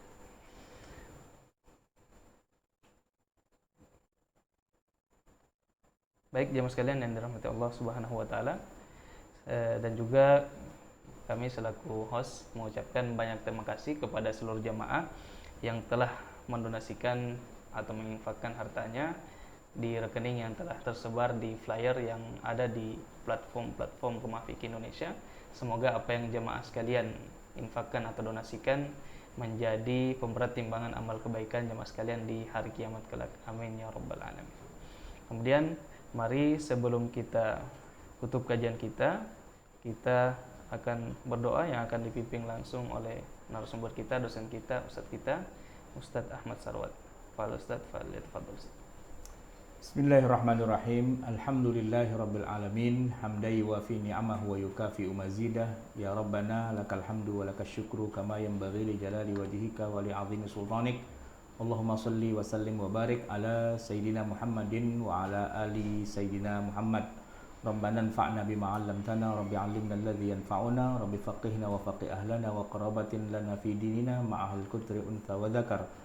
Rabbi wafiqna wafiqum lima tartadhi qawlan wa fi'lan karama warzuqil kulla halalan daima wa akhilla atqiya ulama nahdha bil khair wa nukfa kulla syarr. Rabbana aslih lana kulla syu'un wa aqirra birridha minkal uyun waqdi 'anna rabbana kulla duyun qabla an ta'tiyana rusdul manun waghfir wastur anta akraman satar wa salatullahi taghshal mustafa man ila al-haqqi da'ana wal wafa bi kitabin fihi lin-nasi shifa wa 'ala al-ali al-kirami syarafa wa 'ala sahbil masabihil ghurar. Allahumma hdina bihudak waj'alna mimman yusari'u fi ridhak wa la tuwallina waliyan siwak wa la taj'alna mimman khalafa amraka wa 'asak wa hasbunallahu wa ni'mal wakil wa la haula wa la quwwata illa billahil 'aliyyil 'azim. Sallallahu alaihi wasallam Muhammadin wa ala alihi wasallam. Walhamdulillahi rabbil alamin. Wassalamualaikum warahmatullahi wabarakatuh. Waalaikumsalam.